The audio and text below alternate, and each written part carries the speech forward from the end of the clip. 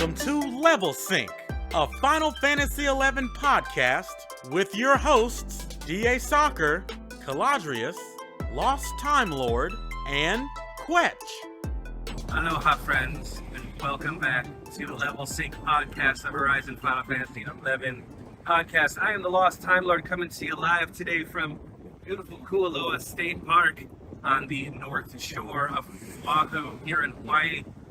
Wasn't here for last week's podcast. You may realize that, but now I'm here and I'm filming this extra special intro for you right here on this beautiful coastline. Tonight's episode is going to be fantastic. We've got some HENM stuff going on that we're going to be talking about tonight, but I'm really happy to be here. Sad that I'm going to have to be leaving, but happy to be recording this for you, friends. Thank you for coming in. Thank you for joining me. I'm going to send it over to the rest of us in the actual studio. Mahalo. Hello and welcome to Level Sync, a Final Fantasy XI Horizon podcast. We have had a bunch of stuff come down the pipes, and we are all going to dive into these nitty-gritties. But before we dive into everything, I want to be able to introduce, with no fun names because I'm not as clever as these other individuals here, our other hosts, Ayame Cat, Meowdy, Caladrius, What's up? Quetch, Hello. and last but not least, Lost Time Lord. You said everybody's name right on the first try. I'm so proud of you. I'm so proud I've made of it you. 45 seconds into this episode and I'm already being Congratulations. ragged. This is what I'm talking about. I This is said what I I'm- was proud of you. I Alright. smell the God. sarcasm. Cut. through We it. got a retake. Fuck you. Fuck you. We ain't doing a retake. No, seriously, we doing a retake? No. Oh, okay. So a lot has come down the pipes. But before that, we always start off with what have you been up to? And I'm going to go in that exact same order. Kat, what you been up to? been doing like sky farms. Well, we did Kieran's again recently, many? right? Mhm. How many was that? Was it like, Like 4 or 5. five? I think 5, maybe Five 4. of them? It was super Yeah. laggy though. Yeah, it was. It was terrible. It was probably way laggier than it's ever been when we've gone. So I don't know what was up with that. I had a Byakuya that slowed down to about 10 FPS. Yeah. It's that Windows, guys. Uh-huh. It's the Windows. Switching from Linux to Windows. Or is it because they took away that second server? Was the second server like a second leg? Mm. And now it only has one leg to stand on? I don't know. Oh, you Been mean doing from the Drinking with the Devs podcast? You They mean were my talking hat? Mm-hmm. Yeah. I don't, maybe. Been doing sky like that and farming also. And then we did sea. We did sea recently. Freaking, we split into 2 groups. What were they killing? How many? They spent like an hour and Oh, like So 15 minutes or something like that. the other group was popping fortitudes and killing Ix Dark Knight along the way, and they like got an Ix Dark Knight real early, and it popped real fast, and then they killed it. It only re-raised like 3 or 4 times. Weren't you in that party, Cal? I wasn't there. Or you weren't there? That's right. Mm. But then they killed a couple of fortitudes or whatever, and then before they were getting to their last fortitude, because they were like on the hunt for the question marks, they happened to get the message for another Ix Dark Knight, and they're like, "Oh fuck yeah, we're gonna get another Ix Dark Knight." So they popped the thing, and I shit you not, this motherfucker re-raised 20 times. The full 20. 20 times. They actually had like marked it because like somebody had said something in chat right when they started the fight or whatever, and they went back and looked at their logs because I think Xeno was in the party. Went back and looked at their logs, and they fought that thing 20 re-raises. It took them an hour and 10 minutes. And we could just hear them in the Discord. They're like, "Are you kidding me? He's re-raising again? We're like, whatever. We're over here we were trying to get temperance too, right? Yeah, we were looking for temperance. No, we were looking for temperance. They were popping fortitude. Yeah. We were looking, yeah, we did not find temperance like that whole damn farm, but I don't know. I don't think I also did a Swift Belt farm with my link shell too. and we got everybody a Swift belt that needed one. We only had to Wow. pop it 12 times, and we got 10 belts. Wow, that's really Uh-huh. Yo, you Yeah. made you made out like a bandit there, because that is not It my was- experience. It was Calypsy's treasure hunter, I think. Something that they were doing. They're just a special thief or something. I don't know. I want to Other point than out that, I that's don't- like 50 total Swift belts we've gotten. Yeah. My little kitty cats, my kittens need belts, okay? They all need little cute belts. But I'm awesome. good. For you now, Cal, tell us what you've been up to. The same stuff they have. I was gone for Sky and Sea Farms this week. Because I was out of town. I've been leveling my alt. My little Taru Black Mage is 22, I think, now, and White Mage is 18. What's his name? My Discord, or my Twitch stream, Icy Caladrius. Okay. Ah, And that's the then one he I spells made. it ISEE Caladrius. Caladrius. like the drink. That's I kid. Yeah, so he's a little Windurstier Taru, so I've been leveling him up. That's about it. I didn't do a whole lot in the last week. I haven't Well, been 3 on much. weeks, yeah. Yeah, I mean, I haven't done much in those. I've been busy. My parents are moving out of state, Ooh. so I've been helping them pack and move and stuff. So You did that 12-hour stream yet? haven't had time. Okay. I've been gone Keep us like posted. every weekend. I want to be there for that. I want to see you slowly melt with the 12 hours, because you said that 6 hours got you a little bit too. No, the 6 hours is because it started at 11 at night and ended at like 6 in the morning. I will point out you still picked that shift. That's because Question and LTL would have died. Okay. Thank you for thinking about the team. Quetch, what about you? A bunch of random stuff. I got my I've been working on my warrior, as we know from the podcast. I hit 73 a couple days ago. Kind of really blitzed that one, honestly. Warrior picks up some sick parties, like that Aruka camp that I mentioned at like 55. I rode that for a bit, and then I hit Sky, and then Sky parties they're just solid. Like, even if your comp's not perfect, and then you get one with a bard, and like it's friggin' fantastic. But I ended up, when I hit 71 and I had like 5K to go, I just talked some LS members into doing a merit party. And okay, so they're 75, I'm 71. My damage isn't great, but I'm not like, I'm not like we're still killing and keeping chain. You know what I mean? Like, it's not completely like destroying the whole merit camp thing. And so this is funny because this is kind of post 1.2 quote unquote, but we'll get into more 1.2 content soon. We went looking around for a merit camp, and they were all taken. And so we had 2 monks that wanted to merit. So we're like, let's go to KRT. And I asked my chat, I'm like, chat, has anybody gone to KRT? Is it any good here? Because I remember doing it back in the day.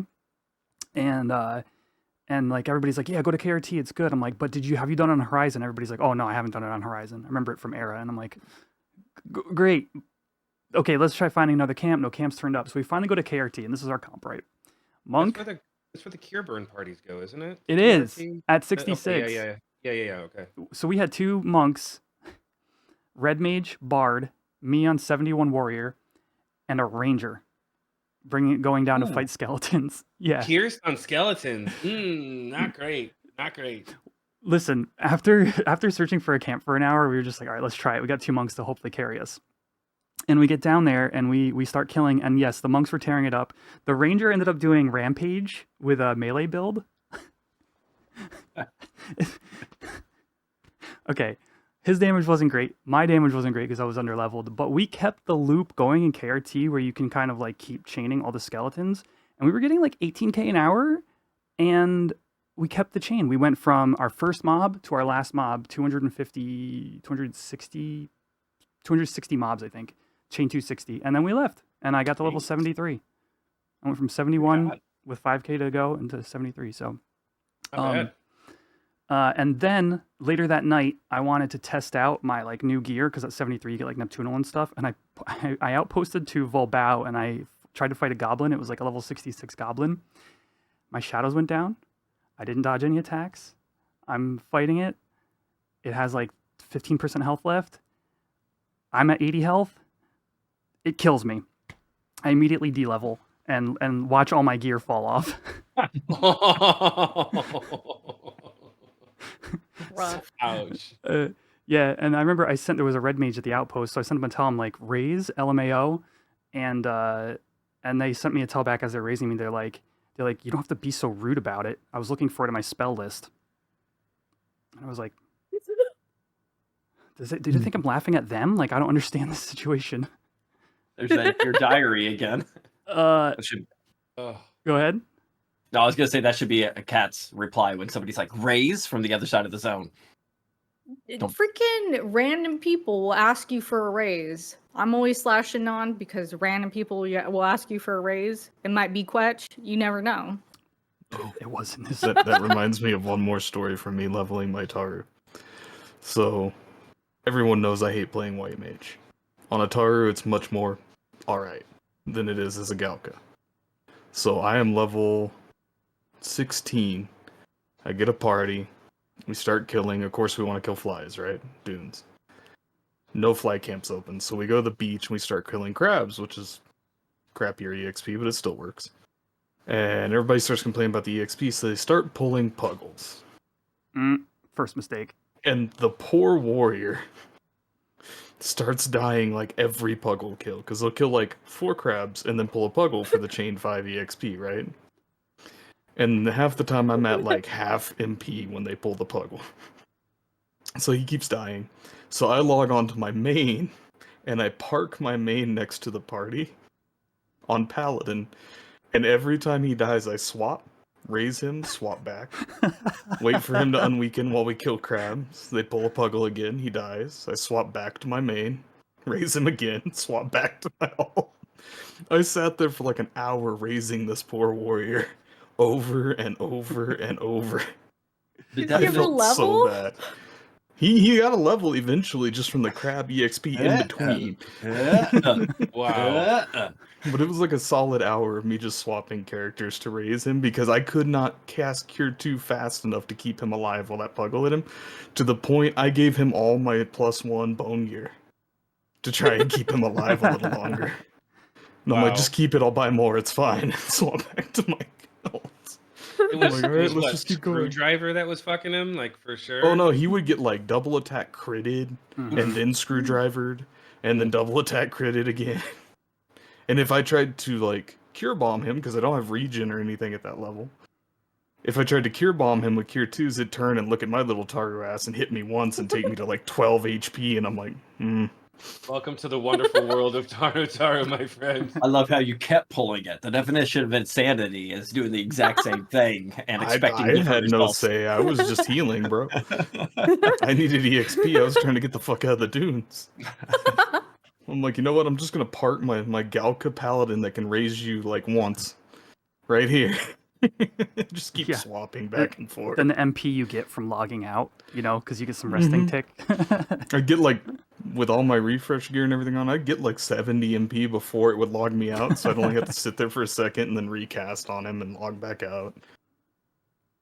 It's fun times. Imagine having to rest in between reses. I know, my stupid 22 Taru Black Mage has like 300 MP at 22, and I'm like, the fuck? Yeah. Like 150 health, but 300 Yeah. MP. So, Quetch, you got anything Yeah, else? just one more thing. So, I was actually camping. My LS had a good few days where we had like the King Arthur TOD, so we were kind of camping with everybody else. It was the same time those like claim lag things were going on. So, Oh my god. yeah, Ame, you had mentioned lag at Sky. Around that same time, there was the lag at the NMs and Tiamat and all this. So we had King Arthur TOD for a couple days there, and I was camping with them. And one day, Eric shows up to test the lag, and King Arthur spawns, and we're all We just had hanging claim. out there. It was the day that we actually had claim and we were fighting it. I know what Okay. day you're talking about. Yeah. So I'm just like watching, I guess, you guys fight, and I Yeah. see my flag go above my head for PvP, and I was like, not like this. And I start fumbling in my menu for perfect dodge, and like I'm just in my menu, and just Eric bats me for 7K. And he goes and he goes, now I've gotten all of the podcasts or something to that effect. But then Cal, what did Cal do? So then I send Eric a DM on Discord, and I'm like, you haven't gotten all the podcast members yet. And all I get is a response is, oh yeah, kitty cat. So your time's coming. I tried to hide it in my mug house. I still haven't got yet. But I Cal told was you like, you're you're not not safe there. You're He's not like, you're safe not safe logged in your in. mug house. Yeah, after I saw that he said that to you, Quetch, I was like, I better get the fuck out of here. So yeah, I when just Homer he meme was- like hiding in the bush. I ran up to Telmain and I'm like, haste, freaking refresh. I'm like, do the thing. Get me out of here. Please. He wore me out of there. I was like, I'm gonna go hide. You got out just in time too, because you guys all remember what happened after he killed Quetch and KA was dead, right? Was that the Fafnir? Yeah, that was the That was the Yeah. Fafnir, Mm. where it kept spike flailing and murdering like 30 people. Yes, it That murdered was- me. that was I was amongst the hilarious. murdered. I was amongst Yeah, the I was murdered. warping as it spike flailed and killed LTL and half the rest of our alliance. And I'm like, bye suckers, as I fucking leave. For context for the viewer / listener, he was testing the claim mechanics, and like the lag that was going on. So he just spawned Fafnir at KA and made it a free for all. Like anybody could attack it, and like you got a bunch of like endgame HNMLS doofuses out there, and we're just like, let's drag it around. Let's stun it from behind. and Everybody jumped on the tail trying to flail it. Yeah. That was the first move. That was everybody's first move. And they were like, oh yeah, it killed us. I forgot. So at KA yesterday, I was just grabbing TOD and like I'm standing there, like it's all fucked up right now. Like I can talk more in Glitchfest about like what I saw yesterday with King Arthro. But I'm standing there waiting for TOD and these other guys are bumbling around with it with KA. And all of a fucking sudden, my flag goes up. And in say I just dotted. I dropped an ellipsis and then I said fucking Eric, and then I get a whisper that says, "Never forget, I'm always watching." Creepy. He didn't kill me. He turned the flag right back off. He just wanted me to know he was there. He just wanted you to feel the fear. Yes, he wanted me. I wasn't afraid. I was like, oh, for fuck's sake. Am I gonna be able to track the TOD? Like, am I gonna lose XP out here? Like, for real? Oh no, losing XP. I feel bad for you. Oh boy. Don't you still have 10 deaths, Theo? Shut the fuck up. Why do you think I haven't been streaming? All right? I haven't been streaming for a reason, all right? I'm trying to recover, but not me. LTL, what you been up to? Well, I was in Hawaii for a while. It's been a minute since I've been able to talk about that. Thank you for welcoming me back to the podcast, guys. I appreciate it. Thank you. Hey, everyone, mentioning welcome that to I was LTL. gone. Back to the Thank you. podcast. Thank you for mentioning that I was Welcome gone back. and welcoming me back. I appreciate the warm welcome. You guys are truly awesome friends. You were gone? If I would have welcomed you back, I would have gotten some names wrong. No, but that was fucking amazing. We go to Oahu every year, and we go to the North Shore of Oahu and stay at this place called Turtle Bay, which is just absolutely paradise on earth. I am not paid to advertise for Turtle Bay, but I will gladly advertise for Turtle Bay because they deserve it. What an amazing, amazing place and experience. Had a great time, did all kinds of amazing things. As far as in-game, I got my Black Mage to 67 now. Trying to kill it, trying to get up there. Burn parties, like when they come, obviously, if they're put together well and the summoners know what the hell they're doing, they're good and they're fast and they're awesome. This is my first time on the other side of that coin, obviously. Like when I leveled my first class, I was the one doing all the work with the grabbing the mobs and doing the skill chains and stuff, and then refreshing the mages and all that kind of shit. But now I get to just be the guy who, like, it's so funny, like, people who like say like Black Mage is hard, like in these burn parties. I mean, I know Black Mage is difficult. There's a lot of nuance to it in like real world, like where you're doing stuff. But in these parties, like especially if you're doing an ancient magic party, Like if you're bursting freeze, for example, like which is what my party was doing like one of these days.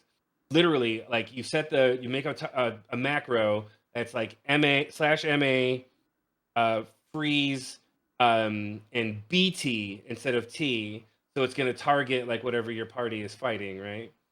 So literally, like, and because freeze has such a long cast time, you just like, and there's usually a black mage in the party that tells you like, when to start casting. So, and I'm not that black mage, by the way. I'm not the one who's telling anybody when to start casting.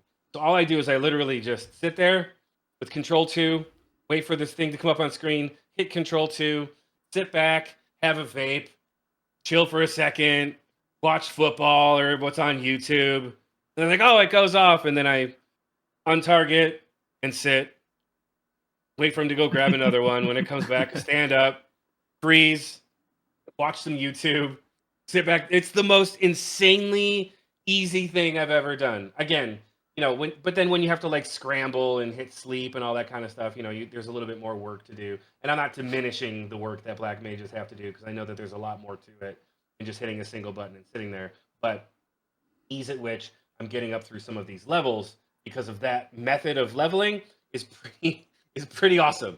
I have to admit, for a person who's very lazy like me, who doesn't like to do a lot of work, man, this is great, and I highly recommend it to all of my friends. Like, if you want to be like, I'm leveling a useful class, like by the time you get to like 55 or whatever, when you can start using the ancient magics, oh man, get yourself into one of those parties, boy. I tell you, you're gonna have a great time. You can have a great time.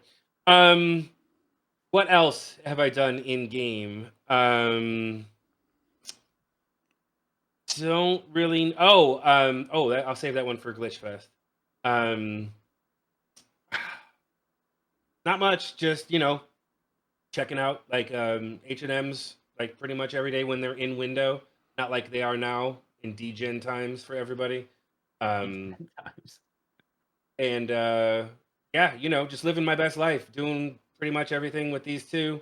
Those sea and sky farms. It was weird being gone for as long as I was gone. I mean, yes, I enjoyed and loved my vacation, but like come like Saturday night or Friday night and I'm sitting in like paradise drinking fucking rum drinks by the pool, I'm like, man, I wonder how Sky is going. And it's just like, Tom, LTL, sorry. The fuck is wrong with you? Like, seriously, what is wrong with you? Why is this even on your brain? And I'm just like messaging people like, did we get any HMs this week? What's going on with the TODs? Did we get everything taken care of? Yeah, in the Discord. Dude, he would pop into Discord calls from Hawaii, like, "Hey guys, you kill any H&Ms lately? Just give me my fix." Somebody stream it. I just want to watch." I was sitting at the bar next to the ocean, drinking rum drinks, and I did call into Discord once. And I was like, just wanted to see how everything was going. And they were gathering for an H&M. I was so proud. But as far as what else has been going on, not much, not really much. Yeah, I think that about covers it. I want to lead right into mine. We were talking about burns. I was the opposite end of the spectrum, the other end of that coin. I was doing white mage burns for the first time ever. I am now a 70 white mage. So when you brought up going down to King Rampier's tomb, I decided to try that camp out a few times. That's again, like he described it perfect. It's just you hit the macro and it's like casting Banish Get 2 casts. As soon as it's done, throws a holy, and then you just med. And they go out and pull it, and it's just skellies, and you can elemental seal every now and then to be able to ES sleep the sorcerers and stuff like that, so no casting gets to be done, and you just it's easy. It's boring XP, but it's good XP. I really enjoyed it. It's my first ever burn I've been a part of. And yeah, white mage has been really relaxing still to this day. I know some people say it's very intense, but those burns are great. I have so much fun. What's that like? Because my white mage experience through the dunes so far has not been relaxing as previously described. I live off of regen. That's all I live off of. I live off regen. It's just literally you always keep regen and haste on the tank, and then you don't even need to worry about haste for another 20 freaking levels for you if you're still in the dunes on white mage. So it's just regen and roll. I haven't had too much of a problem with it. Regen and roll. Regen and roll, man. I don't know, like a T-shirt or something, man. Like a 20-sided die. Did some sky. I guess we had 3 Balcos on the board. First one, no kitty pants. Second one, no kitty pants. Third one, drops the kitty pants. I roll a 489. Power roll. Next person rolls 414. Then a 439 comes, and then a 469. I ended up winning kitty pants. So it's been, you know, 6 months coming. But I definitely got some kitty pants, which I'm very proud of. We ended up then the next day doing 6 Kirans. We got, what is it? That night we got 3 D bodies, 3 W legs, 4 Osodes out of those 6 Kirans. And it was a little bit of loot drama for a hot moment there, but it all got sorted out and it's going pretty well. I'm very happy with the kitty pants and moving on from there. Absolutely, congratulations to you, Yeah. DA, on getting those kitty pants. You finally have a pair of pants that you can both TP and weapon skill in, even though you're not supposed to, because you don't macro or Lua. So congratulations on your I'm pants. ready. I was gonna ask. Yes. I was I'm gonna ask ready if this now. motivated you to make Yes. macros or Yes. Lua. Yes. Oh, really? There you As go. of- All he needed was with- some pants. I need once those pants are there, then I can start with the go ahead and making the Luas and macros and all that good jazz. And I'm also I'll even help excited you, about DA. White Mage. Thank you. I will appreciate send it. you my war Lua. Oh, Oh. but And you I'm can gonna have to just change edit all it. the gear in it because all your gear is something I don't have. But no, That's the at least easy part. I'll have a starting point. So yeah. Yeah, I was gonna say I just wrote a basic XML, so yeah. If you need help at all, me and Cal, we got you. And like I said, White Mage, I bought just because I wanted to feel like I was trying on White Mage. I bought the MP healing staff, but I went to HQ, and I'll get the white staff for healing. I got chewed out by somebody randomly in my Twitch stream. They're watching the stream. They're watching me med the MP while resting. Dark staff. Dark staff, yeah. And then I stand up and I'm casting regens because that's what I live off of. And every now and then it'll be a cure, but not so much. And he was like, and he sends me a tell in game, you need to be able to use the white staff for your cures. And I was like, yeah, I know, but I'm not running out of MP or anything like that, and I'm not curing that much. And I said, by the way, who the fuck are you? Because I like looked around at the game and I was like, this guy ain't even in here. Are you watching stream? Sending me tells in game, telling me how to play my character? And he said, I said, you care too mean, much. He goes, He's I'm a right bit. though. Yeah, He's he might be. right. If I don't run out of He's MP, what does right. it matter? You're wasting more MP. You might as well not be curing with the dark staff on. That's like minus aware. 10% towards I that, don't have towards Luas. healing stuff. I don't have Luas. Well, And I I'm not see gonna you go and into my open up your gear. equip set and take your stuff off and Every whatever. year, I'm gonna do that. I'm just going to I say a don't few of know. us were watching you and making fun of you while you were doing that, just so you know. That's perfectly fine. He Yeah. sent me a tell, so I blacklisted him. I'm not gonna be Oh. told how to play. I don't want to get blacklisted, so I'll just make fun of you when you can't hear me. That's perfectly fine. Okay, all right, But good. you're not gonna tell me how to enjoy my sub. You don't pay my sub. Fuck off. So He's right Um, though. He's Yeah, just give it to her 100% again. right. I Blacklist looked at- to see if I could kick her out of the. So, anyways, Blacklist add me. It's fine. so that's kind of it with that I've been rolling with on there. The 70 White Mage. I'm glad you didn't accept the challenge of beating me to 70 or racing to 75 Gwetch because your gear's solid and you're knocking out those XP. But yeah, that's it for me. Cool. Gwetch is leveling into freaking gear I don't have, We're gonna keep those. aka his fucking riddle. Yeah. Yeah, it was nice. Although I'll say, because what happened is when I hit 70 and I could equip it, I was like, no more traditional EXP parties. I'm just gonna like leech off people's merit parties, and like I have been bottom of the parse every single time because I'm level 71, 70, 71, 72. So it hasn't kicked in how strong that build is yet, but it's getting there. You'll get one, Cal. Look at him. Maybe soon. I got an ass jammer instead. You Fafnir's exactly what I'm favorite talking drop. about. Yeah. It's the helm from Fafnir. LTL probably knows how to pronounce it. Ass jammer.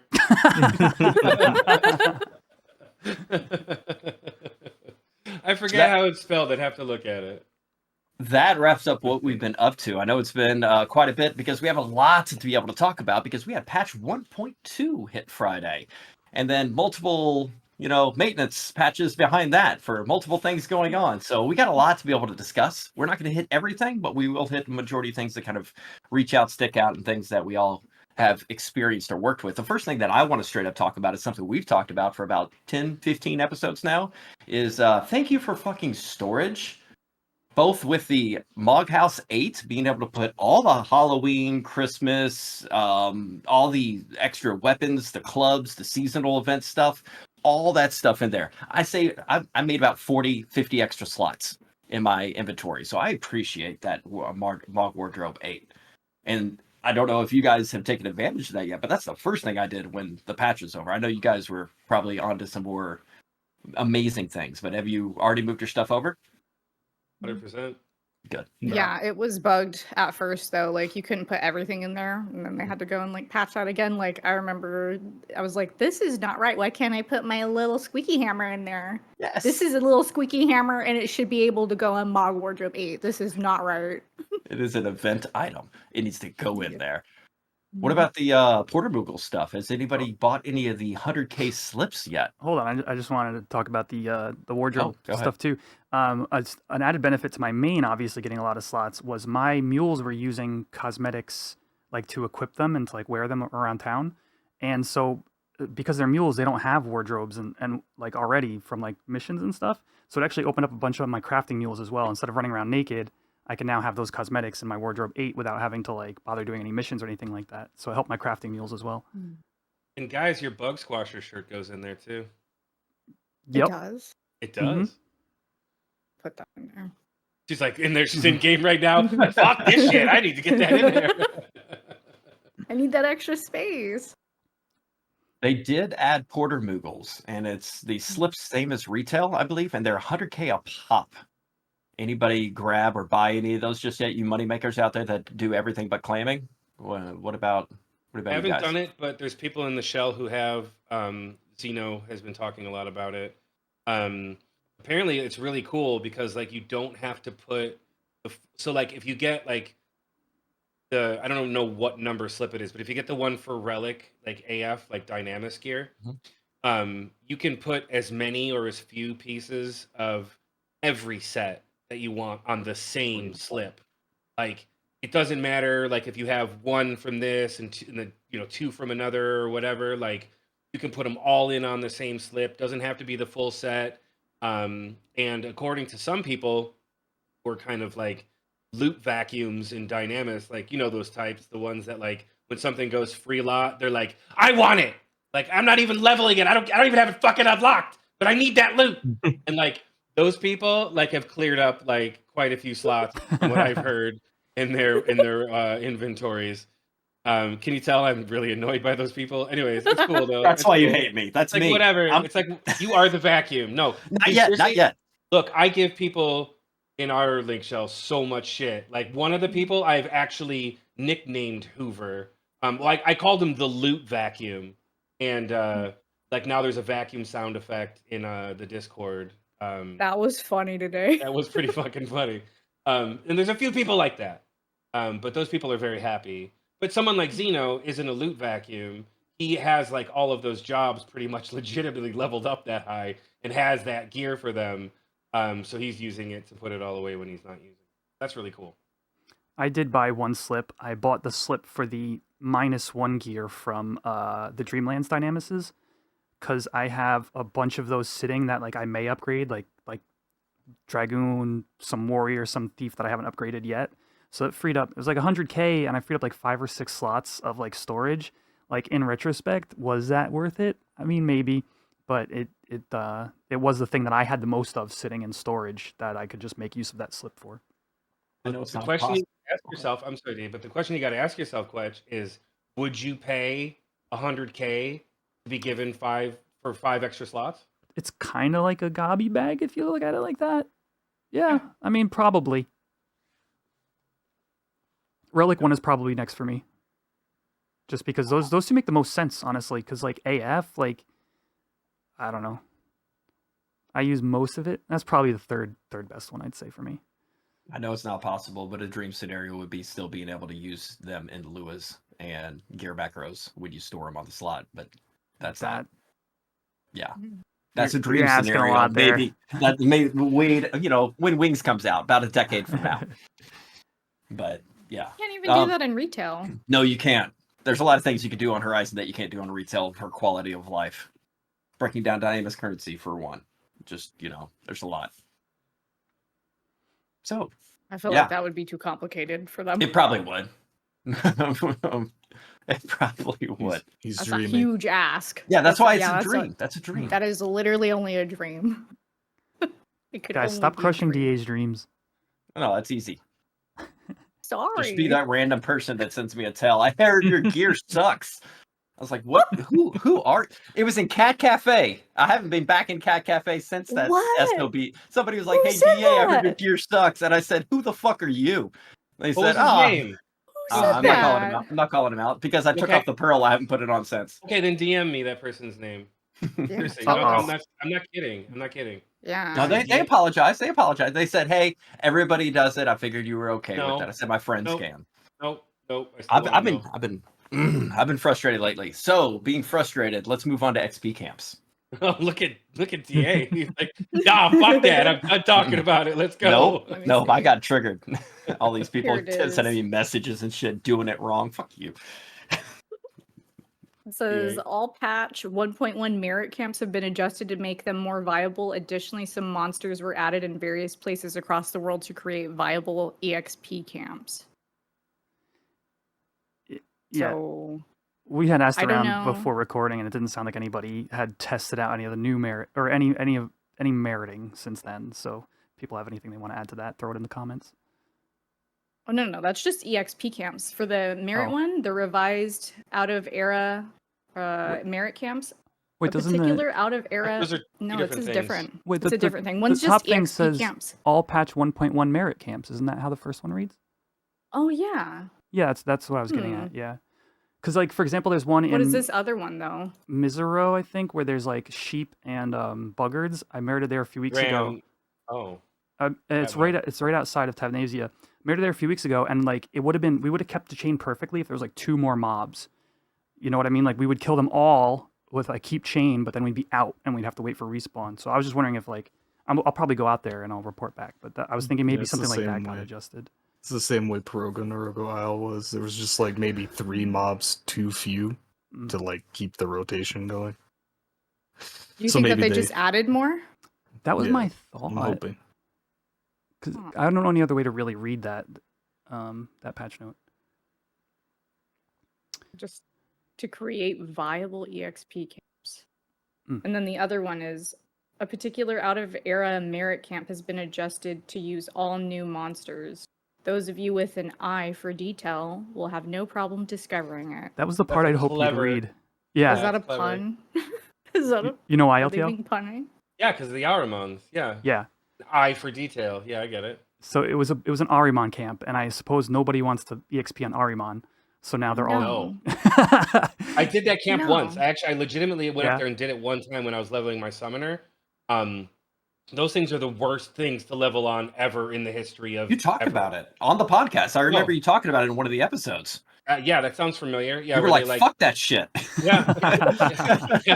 yeah, those things use every nasty spell in the book, like not just petrify, but silence and all kinds of nasty shit. So yeah, I'm glad they're gone. Mm. But they're giants now, right? Like, Yeah, they're gigas, if I remember hearing correctly.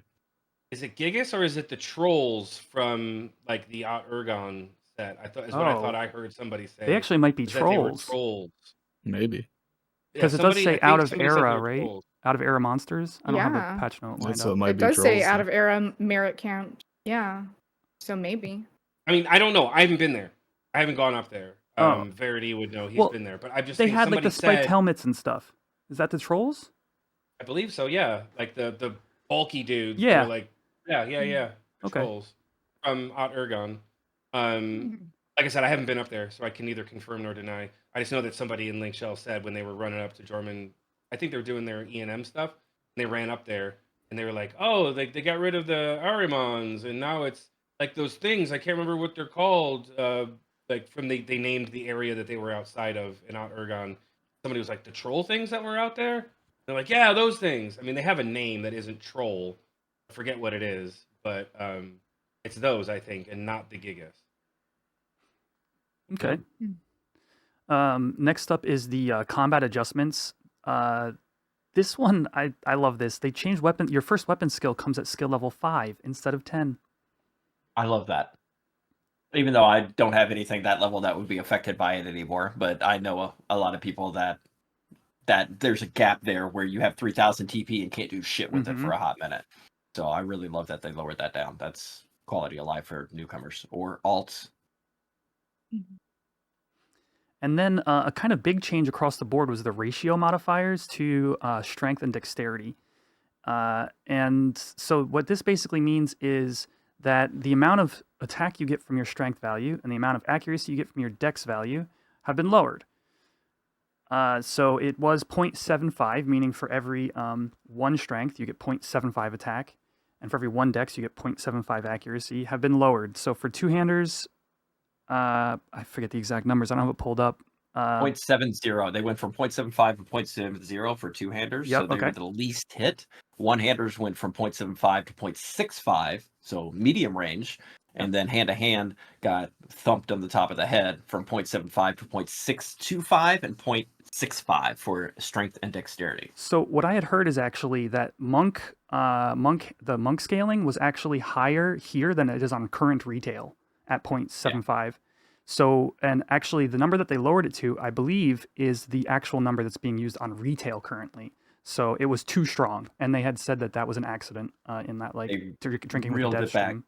Yeah, they reeled it back, and one of the monks in our LS, he said that he noticed the strength going from the 0.75 to 0.625. He lost about 10 attack, and his dexterity from 0.75 to 0.65, he lost about 9 accuracy. And he's a decked out monk through and through. He's like, I mean, it's there. I don't really notice it too much. So it seems like it would be more harder hitting than what it actually is. And I'm glad the two-handers got the least amount of that. Yeah, so without getting too bogged down in numbers, I think the idea for the two-handers there is like when you whiff with a two-handed weapon, it's so much worse than whiffing with like dual wield or like single sword or whatever, because you have that super long delay. So historically, they've always had a higher attack and a higher accuracy. We also got grips coming down the pipes. Treasures. Eventually. Speaking about getting bogged down and stuff, we have the job changes that came with patch 1.2. Let's see, there's Samurai, there's Paladin, and there's, Thief. So nothing happened with Thief. Let's talk about Samurai and Paladin first, I guess. Sure. Samurai got an FTP adjustment. Do you have it there, DA? Yeah, for there's 3 weapon skills that I will not try to pronounce because I'll just get made fun of for another 2 weeks on here. I can pronounce them. Go for it, man. All yours. It's Yukikaze, Gecko, and Kasha. They Nice. just made them so that they increased both 1,000 and 2,000 TP, so more damage, which is nice for Samurai. So they're probably happy. Yeah, I heard that. I mean, it's a free damage boost. They know Big Buff is coming with treasures. What is it? Is it Overwhelm? Overwhelm. Is that? Yeah. And I know they probably have been thinking about getting Sam back into a DPS leaderboard for a while, but knowing that treasures is still a little bit far out because we still got part 2 of this 1.2 coming down the pipes, they had to give him a little bit of love. Overwhelm is a straight weapon skill damage increase when you're attacking the front of the mob, so it's just free damage, and it's high too. Mm-hmm. So I'm glad they got a little bit of love instead of, hey, we know it's coming. You'll eventually be happy. It's been 11 months, but you'll eventually be happy. So they gave him a little bit of love prior, I think. I think they really needed it. From being in my endgame LS, like Samurais just were always not very competitive. They're competitive, but not to the point where some of the other DDs were. Al, I know you don't play Paladin anymore, but they said something about the Paladin job change. They made the stun component of the job ability Shield Bash has been increased of the accuracy of it. The accuracy's been increased. I think they said it was comparable to Weapon Bash now. Yeah. Mm-hmm. Yeah. Which before Shield Bash worked like maybe 20% of the time. Maybe. Like it was not very good. Maybe I'm just used to watching it in like merit parties or EXP parties or something, because I remember that landing a lot. Are you talking about like HENMs or you just mean in general? I'm talking about actual like real content, not like Okay. EXP and merit parties. Okay. Yeah, Shield Bash, I saw it in Horizon since I don't do any of that stuff, mainly XP and stuff. I saw it more of a threat tool than an actual stun tool overall. But I'm glad they brought up the accuracy because it just felt completely useless. It never felt like it stunned anything. That's the way it felt to me. But Yeah, you guys actually play the job. I realized when we were talking about this earlier that I wasn't paying that much attention to it. I just thought it was always stunning, but I guess not. And the other thing that Paladin got, because it actually got 2, it has the ability to cover now for Alliance members. Has anybody experienced that since you've been doing some Alliance stuff recently? Haven't had a need for it, no. No. No. Cool. Well, I'm glad Paladin got things that seem good, but don't get used enough for us to be able to have a full discussion. Well, maybe cover. Well, cover. The thing about it is you had to have that person in your party, right? So you might be covering the white mage when they're getting high on the hate list, but now you can cover like a black mage, and I think people will discover using that ability more than they were in the past. Cover solid for what? How long is it up for? Like 15 seconds or 20 seconds, or is it a full 30? It never feels like a full 30 when you're covering somebody. I think it's 30. I think it's been so long since I got on Paladin, I don't remember. Gotcha.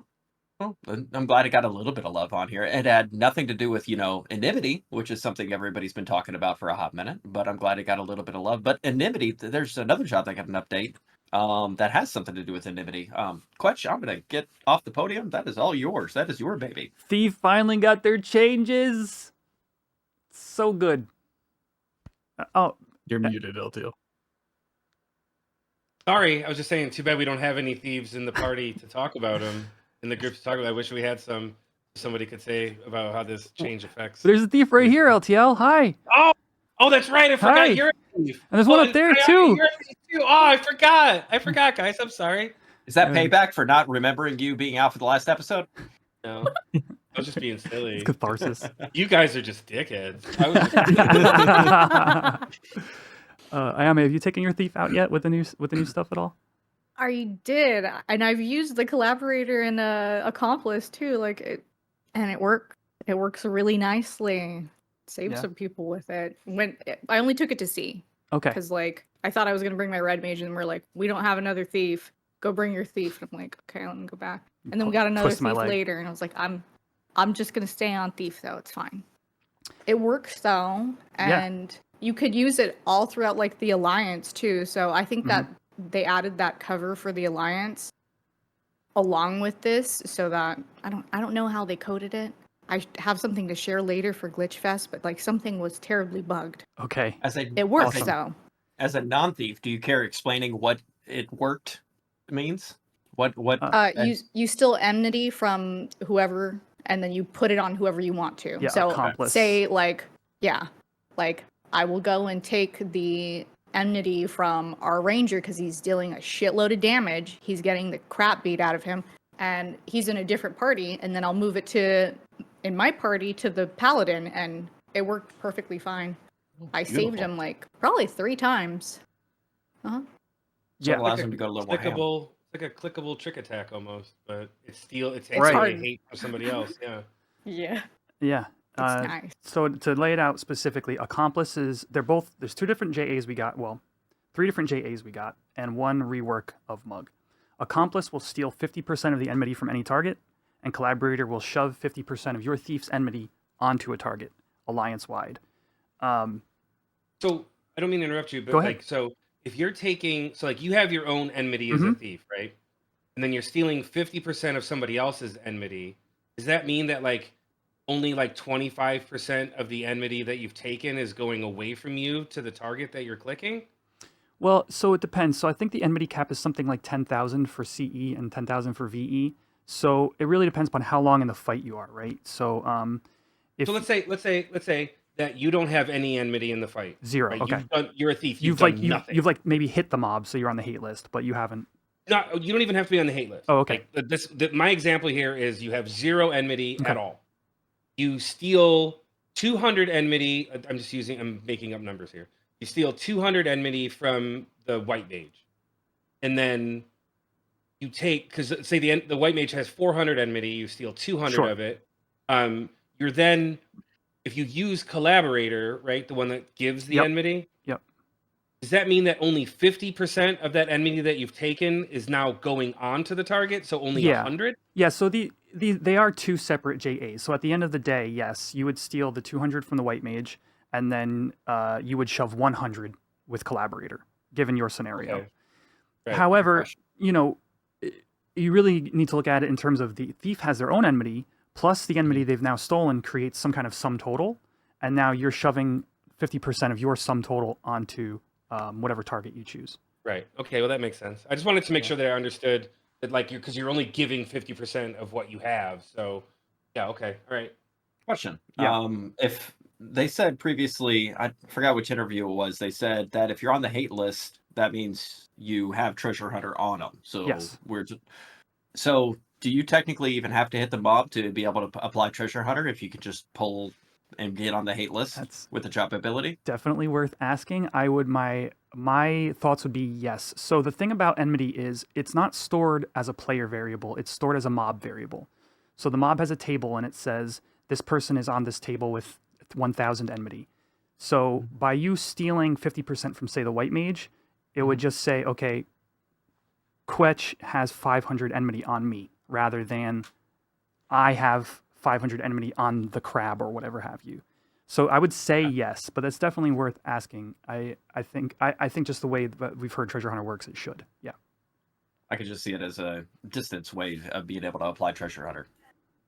Because how close do you have to be able to kick that into gear? I don't know. Do you know the yalms in that Ayame? I haven't even thought about how far I have to be from I somebody. think it's 15, but I don't know. Okay. Should look that up. I don't quote me. While you're looking I have that no up, clue. I'll go over the other job ability that was added, and that is Bully.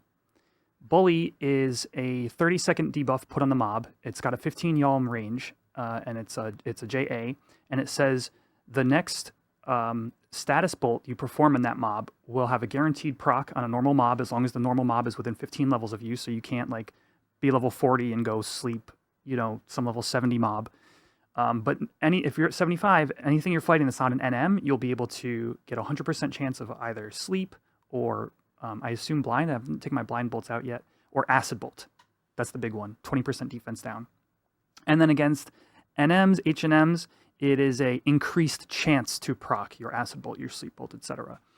And it's on a 1-minute cooldown, and it's incredibly helpful. Does it affect blood bolts? It does not affect bloody bolt. So. Okay. I assume it affects Bloody Bolts in the sense that it guarantees the HP drain proc. The HP drain proc on Bloody Bolt is already pretty high, but sometimes it doesn't proc. Is it always, well, the question I have is it always a consistent value? Like, if it Yes. hits, is it always the same number no matter what? In general, Bloody there's Bolts no, are. There's no partial resist on a Bloody Bolt? I think the partial resist is baked into the number that your Bloody Bolt drains for. But because typically those are pretty consistent, but I can't answer that for sure. Like typically if I can drain something, I'll drain that same number every time. And then lastly is Mug. They gave Mug a 30-second crit evasion down to the mob, which means everybody hitting the mob now has a 5% crit rate boost. And it's excellent for Zergs. So now we have a reason to be in an alliance. For Zergs, we have Mug, we have alliance-wide hate shedding and hate granting. And then I'd say Bully is just more for just general purpose thiefy stuff. Like you mentioned being in C, Ayame, did you by any chance use like Bully with your sleep bolts or anything? Like that's what I was doing last time I was in C. I forgot my ranged weapon. Oh. And then I looked it up. It's 12.6 yalms for those. Okay. Yeah, I forgot my ranged weapon that day because I'm usually not on my thief and I need to make space because I also dig, so. Yeah. I didn't have them on me. So I'll say for like various like Gra aggro and stuff, I was able to sleep bolt proc 100%. It felt really helpful. We weren't sleeping those. We were killing all of them. We need their chips. I was running around looking for question marks. So, doing the solo thing. So on a scale of 1 to 10 on Thief, you're pretty damn happy about it. Like 9? It makes the job feel so great in all the situations that I was already using it in. We'll talk about HENMs in a little bit, but being able to steal enmity off of somebody and plant it on somebody else really helped just shore up the overall fight of the one that I got to do. So yeah, really happy with it. Beautiful. All right. I put it at like a 9. I put it at like a 9. I want maybe maybe a little bit of help with the range. Maybe Bully could maybe give us some extra range accuracy or something just to help make sure we land our shot. Because you still have to land the shot, but then when you do, it still gives you an increased proc rate. But He anyway. doesn't sound thankful. It sounds like we need to revert Ah, this man, stuff. I love it, dude. Don't put that on me. Couldn't you just use perfect dodge? Doesn't it give you You can. 999 ranged accuracy? Yeah. And in certain situations, perfect dodge into like Bully into like acid bolt for a 20% defense down on something, probably super good. Oh. Wow. So is it only for bolts then? It only works It does on not bolts? affect on arrows. It does not. I was wondering if it affected on the throne winds on the sub gods in sky, Yeah, the zephyrs or whatever. I saw some people reporting that it only works on bolts, so I would assume no. Okay. LTL, what do they do with Dynamis? Because I know you love running Dynamis, and you're talking about the Hoover vacuum. What do they do with Dynamis? We were there for fucking 5 hours today. Oh my I wanted to fucking die. So like we get in there, right? We're in there for like 20, 30 minutes, I think. And then like, oh, we got maintenance. Haha. Maintenance in 30 minutes. Fuck you guys. So we put in our ticket or whatever, and then server goes down and we come back and like, of course the GMs have to reset the instance for us, right?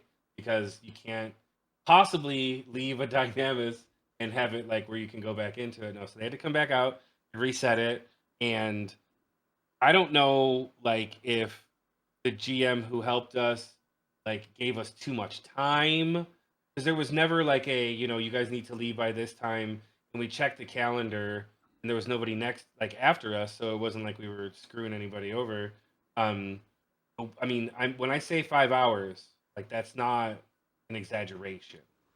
That's not me like, haha, it must have really felt like 5 hours. But we all know Dynamics could only last 3 hours. No, my friends, no. I'm telling you, this was a 5-hour Dynamics. So anyways, I just wanted to bitch about that for a second. I like to bitch.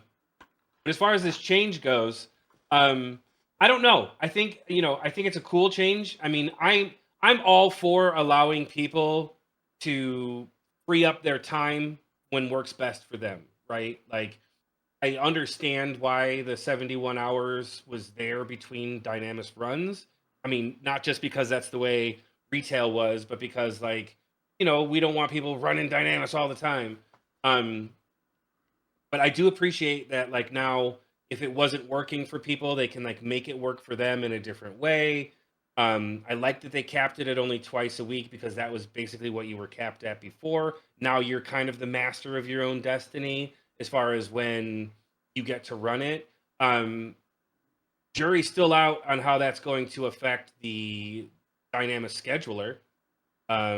Did you mention what the actual change is?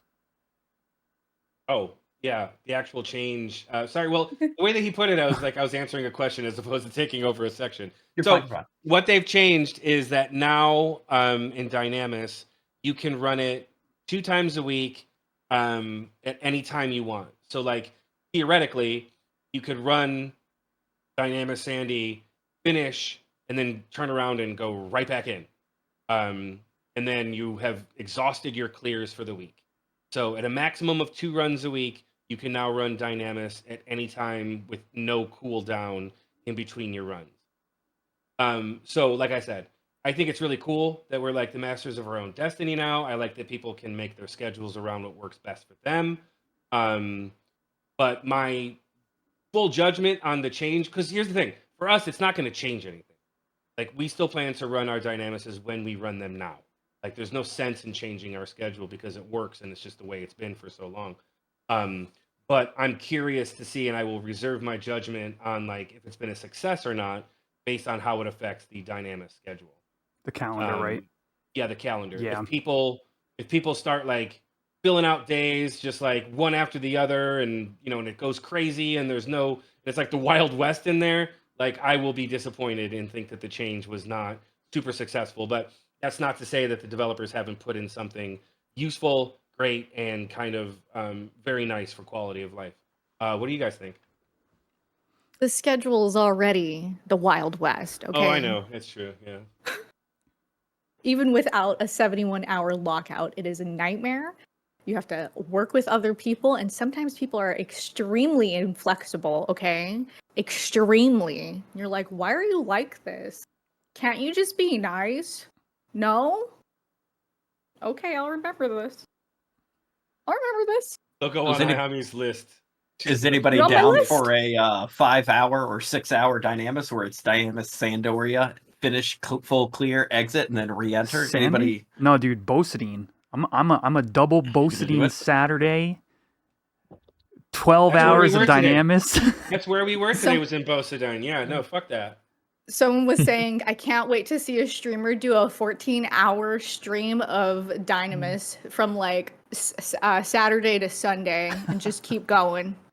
Just Oh keep no! going. Let's Oh see. no!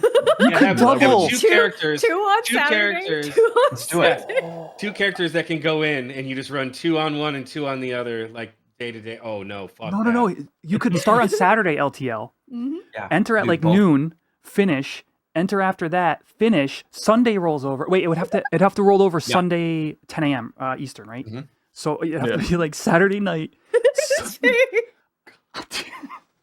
Hal, Someone what are you said doing for your that. 12-hour stream again? Not that. Oh no! Oh not my doing that. fucking god, no.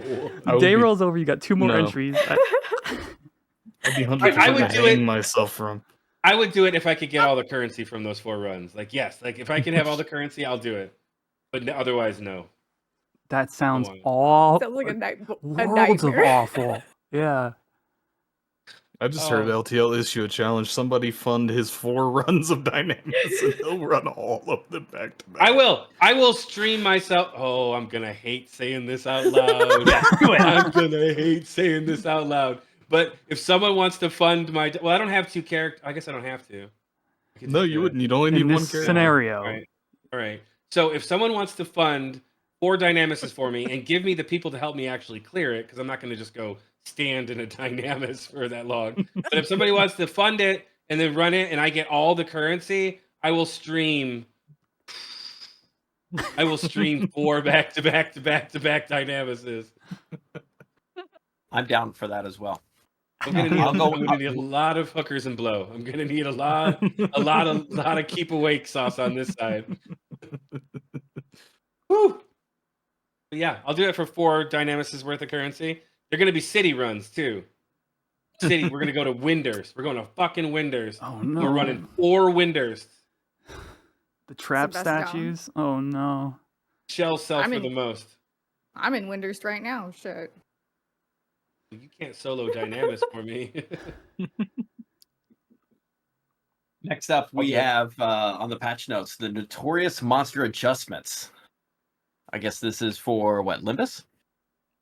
Yeah, Limbus Sky. Yeah. What kind of a monster, notorious monster in adjustments do we have on these? I have not done obviously any of it. Where's the Limbus one? It's the Omega I don't thing. know. Oh, Omega. Okay, Proto Omega and Proto Ultima loot pool adjustments. The weights of all Proto Omega and Proto Ultima loot have been normalized. Previously, for example, headpieces had a higher chance to drop than other items because the headpiece had a higher weight. Now, all 4 non-body pieces have an equal 25% chance to drop from both fights. The additional slot for body pieces remains unaffected by this change. So that Calyx means- We mad. ran Limbus today. Yeah. You didn't get any head pieces, right? Oh, the headpiece went to me. I didn't want that. Why not? I'm not gonna. What am I gonna use that for? Thief. Wait, No, you- no, you no, Ultima? no. Oh no, Not Ultima. Oh, yeah, no, I don't care. No, You're good. No. I agree now. No one wants that. Okay. Oh, well, I mean, look. So, oh god, I wish I could find something nice to say about this. Okay, all right, look. All right, so wait, magic accuracy +5. I can't even convince you on that one. Haste +2% in the head slot. You already have that somewhere else. And spell interruption rate down 10%. Could be worse, I don't guess. know. I have fast cast and stuff, so no, I'm good. Yeah, like It's for red fine. mage, it's really not because you got your enfeebling magic fine. on the one, fast I'm cast on the good. other. What about I What was could the find other? something nice to say. Okay. Alice and Alki? We don't have to find Oh. something nice. We could just move on.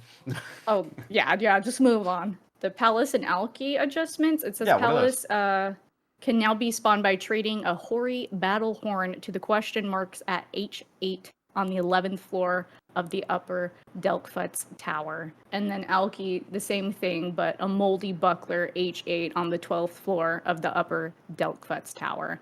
And then it said any existing Hori battle horn and moldy buckler items currently present in game have been removed. So they've been yeeted out of people's inventories if they had them. So you can now pop with that. We skipped a No. little part too. Yeah, For stuff with Faust. Sky. Yeah, Yeah, Faust, Mother Faust. Globe. And Zipokna. The notorious monsters Faust, Mother Globe, and Zipokna will now have spawn windows from their time of death. Previously, these notorious monsters could spawn at any moment as soon as the window opened. And yeah, that was stressful. You know how many times we were sitting there trying to get Mother Globe. Dude, Faust is Just the worst. Spamming. Enter Puck key, got me. enter pulling. key, or whatever. Puck got me on a zip. I'm sitting there waiting. They were like, "Go down there, wait for zip, so we can get a little beat on that." I clipped I'm this sitting there. in your stream. I saw the sitting there- clip. I saw I'm sitting it. there waiting, just chilling, and Zip pops in front of me, and its name is off my screen. And I was like, "Oh shit, there he is!" And I get into LS chat. I'm like, "Zip, pop, pop, pop!" And then he walks over to me, and I'm like, "Oh god, he's gonna fucking kill me!" And he walks over, and he's just like, "Ha ha ha ha!" And I was like, I kind of zoom out and I look up. It's Puck's name, and he's like, "Dude, I'm never going to. I've laughed so hard at this that I'm never gonna be able to scare or upset anybody as much as I just did you, and you've ruined me messing with people." Because I was like, "Oh, guys, help me! Discord typing." Yeah. So he got me good. Yelling at his But now LS. it's Windows, kind of like the Kings. Kings. Yeah, like there you go. Thank you. Fafnir and all that. 10 minutes. So starting from time of death. Actually, I don't know if they're going to be from time of death or body disappear because it's different from Kings than from normal NMs. So if they're saying it's like Kings, it's probably from moment that it's killed. 10 minutes, 10 minutes, 10 know. minutes, up to 1 hour. In the note, it says from their time of death. So Oh, it does say. not when the nameplate disappears, Okay. or it doesn't mention any of that. Good so to know. I don't know. Perfect. No, that should be it then. Well, and the last one was what? C Jailer loophole. One thing about Palace and Alki, real quick. One of the most common questions I got early in the server's life was asking about this Palace and Alki thing. Like, I specifically remember doing like my early like climb up Delkfuts, and I had people in stream like asking me about the pop items. Like it was like an all day thing. People would come in and ask. And Well, apparently in in retail, it uses that. yeah, so it had Yeah. changed in retail years ago to go from people camping this NM because these items, the best in slot strength hand pieces. I guess SC was sick of people competing over them and wanted more in the economy, so they created this pop item that you farm and then go pop the NM for yourself, for your darn self. So, anyway, it's now been implemented. Nice. Good. We were saying about C. Wait, there, did I Gia? need to mention the sea jailer loophole thingy? Was that also part Oh, of the thing? torques. Mhm. Yeah, the torques. It says the drop rates of all sea torques have been increased. This does not include love torque because it already has a very high drop rate. So Were you guys out there after this patch? Yeah. How I many- had no but- torques on 3 of them. No torques? On 3. 3 fortitudes, 0 torques. That is very different from my story. Oh, Mhm. 5 for Hmm. 5 on faith torque. Nice. We didn't kill any faiths.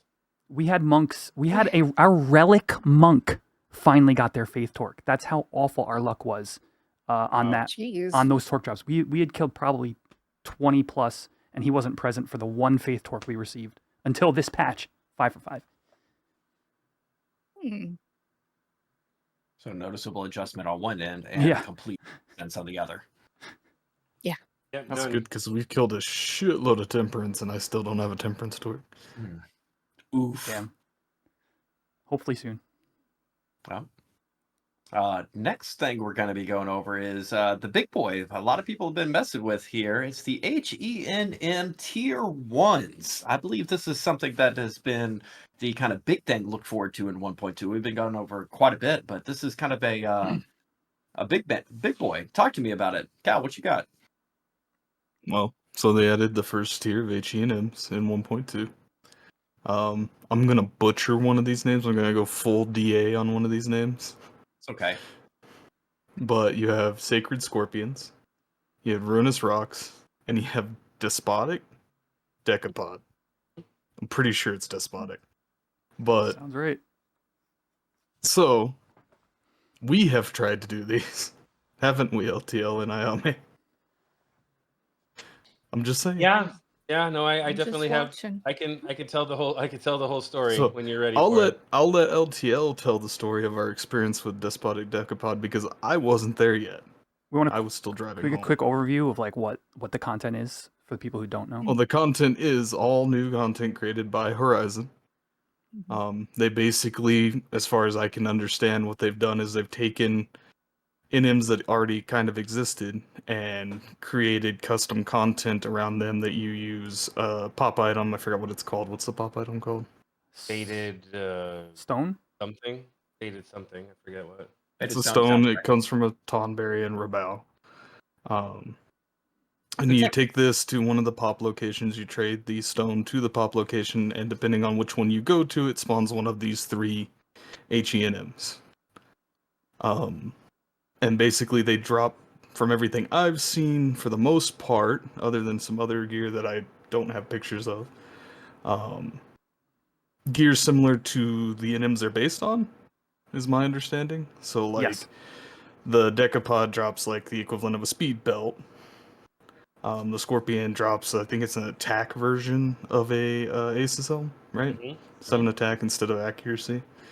And then the Rock drops, I think they're Trotter's boots Straight up instead of trotters. Strider's boots, like Yeah. Sim does. And of course they have other loot as well, and I'll list that off if you guys want, because I actually have rings. that picture. So Decapod, the picture that I have and the information that I have currently is the Sprinter's Belt, which is a 5% haste belt, so very X version of a speed belt. And an Overlord's ring, which is Drain and Asper potency +2, which is actually a pretty nice ring. Then you have the Sacred Scorpions, which drops the Horus Helm, which is the +3 strength, +3 haste, 6 attack, and evasion -6. So the strength attack version of a Ace's Helm. Carapace Bullet, which is an 84 damage, 240 delay, ranged accuracy +5, ranged attack +5. I assume that's one of those reusable ammo types. No, it's No. you use it with unlimited shot so that you don't Yeah. actually shoot it. So Yeah, like Um, the that it's like- arrow. well, no, it's just like the King Vinegaroon Oh, the shell. drops the Yeah. tank shell or artillery shell or whatever Yeah. the heck it's called. Only different, like the biggest difference, and I don't know if what we've discovered as far as the new one goes. The one from KV, you can only use in a certain gun. Oh, the Culverin. Yeah, It only shoots or the Culverin cannon +1. shells. Yeah. Right. But this new one, and I don't know if anybody's like checked it out. I'm sure people have, but I haven't gotten any word on it yet or whatever. We don't know if this one has a similar restriction or if it can be used by any gun. But the point is that you don't use that as normal ammo. A ranger would swap that in when their unlimited shot was up, and they wanted to like weapon skill with a more powerful bullet, so that when you use unlimited shot, it doesn't actually use the ammo. Then you swap back to your normal bullet. Yeah, so it's a nice piece. Genuinely, it is. He also drops they also drop the Dilation Ring, which is the spell cost +25. Allies, when you cast Refresh or Haste on them, it increases duration by 30 seconds. And that's +25% to the cost of casting those spells. That's Red Mage only, it looks like. Allies, Yeah. the refresh and haste duration by 30 seconds. Is that worth the 25% spell cost? So at 50 spell cost to cast refresh, that adds 12.5 percent or 12.5 mana to the cost. So it's 62.5 mana to cast refresh. With a net return of 30 seconds, I think it gives you 18 extra MP. 3 I think is seconds the a number. 3 seconds a tick, I think, and that's 3 MP. I don't know actually. Don't trust me. I don't play Red Mage. It sounds like it's better return though. I think just spitballing numbers. Yeah, I mean, because the red mage is the one losing the MP anyways, and I think you overcome the disparity on yourself by casting the refresh in the long run. Like when that extra 30 seconds is over, you've covered the extra MP that you've cast and come up positive by some amount. Okay. Having And to then I found cast here. having to Go cast ahead. less haste over time too is helpful to everybody, I think. Yeah, and then I found here also apparently Decapod drops the duality loop and the deflecting band, but I don't have any information on what those are. I don't have a picture of those, so I don't know what they Duality actually do. loop is one we saw from our fight.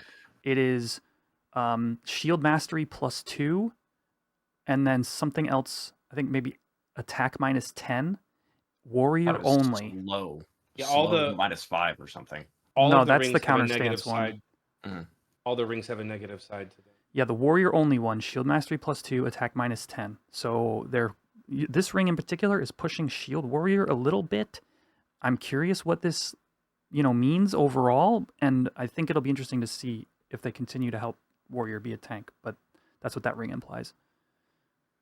Got you. And then you have Ruinous Rocks, which drops the, I want to say Rux ring, Rux rung, the cure potency or the cure cast time staff. So it's a staff that does 10% cure cast time, enhances potency of regen. I want that, DA is baby. very excited about Yes, that. I want that He one. loves his That's all I regen. do. Yeah, fuck cares. I only cast regen anyways. It also drops the Luftpause Mark, which is a Bard ring, magic accuracy +3, and song recast +20%. It's kind of a situational Bard ring, I guess, for some spells that you could use. And then, of course, Trotter's Boots, much like Simurg.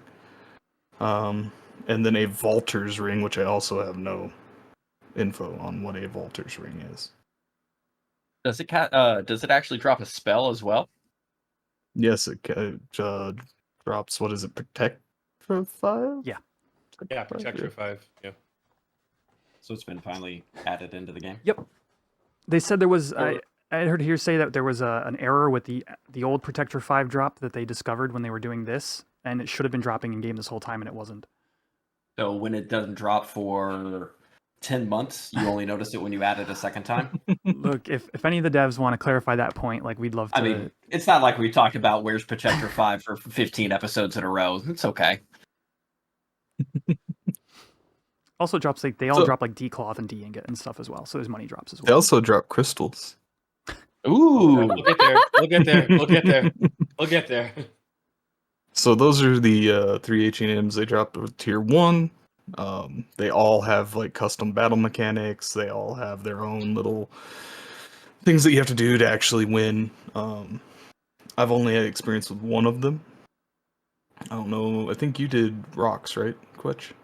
I did the crab. You did Decapod. So I guess we can go into our personal experiences with it. How was your crab run, Quetch?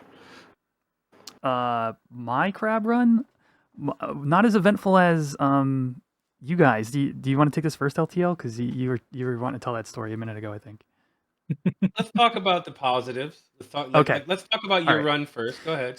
We basically once the server came up yesterday, we went and chased some HNMs around, hoping because they were all like respawned or whatever. We didn't really have much luck with that. And then some of the LS went basically like, all right, let's try HNMs. And there was very little information out there, so we went out and we spawned the King Arthur variant. And the way this works is there's a big like a cargo crab model, and every minute and 30 seconds it summons this little poisony crab. Poisony crab has an aura, and we'll just continue summoning them every minute and 30 from there on out. Very squishy. Crab Katoa, isn't it? The crab model? It looks just like Crab Katoa. Yeah, the one with all the packages on its back and barnacles and stuff like that. Yeah, the barnacles, right? Yeah. Yeah. Sorry, go ahead. Packages. Oh, isn't there packages? Am I thinking of something No, else? it's just barnacles. It's just barnacles. Just barnacles? Yeah. Okay. I believe you. My headcanon is totally different, though. I just want to say. All right. So the poison crabs come out every minute and 30. They have an aura with. I thought I saw 100 HP a tick on our first run, and actually, I think some things changed after our first run. But I'll go over that as soon as. Can confirm. They Okay. did. Cool. It was 100, and then during the middle of the day, without taking the server down, they changed it to 50. Okay. They also made it so that before the change, you could eat a poison pot and you wouldn't be affected by the aura. See, I they thought took that so, away. and I meant to Yeah. check my VOD to check this because we were using Yeah. poison pots on the first one, and then on the second one they weren't working, and I was like, I thought it was going crazy. Nope. They Okay. changed it in the middle of, I think, right after we watched you guys do yours, I think is right around when they changed it. Yeah. Okay. So anyway, so poison crab comes out. It's got an aura, like a 10 yalms, 15 yalms, or whatever. You basically want to pull that away. And then at every 20%, and it has like a huge DT, so it doesn't take much damage. And that DT goes down over time. Anyway, every 20%, it summons a wizard and a brawler, and you got to take them out. Otherwise, they'll wipe you.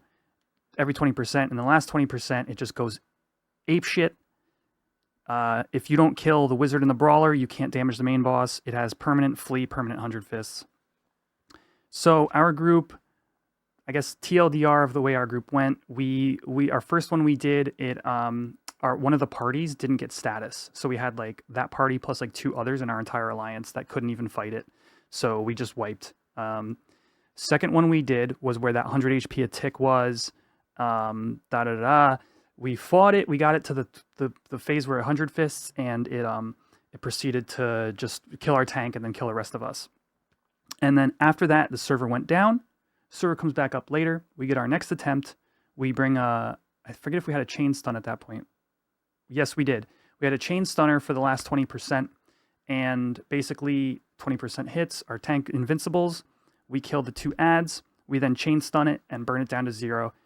We had the mob at like 30%, and we get a message on the screen that says such and such a link shell defeated the arthropod. Server first or whatever. 7 minutes later, ours dies at 0%. So, in theory, we're server second on that kill. But it was a really satisfying fight to like prog right after it goes up, and really happy with the way our LS handled it. Really fun. So that's the one fight I got to do. watch. Thanks, man. So what about the other guys? You're muted. You're muted. So I keep muting because I don't want to vape into the microphone.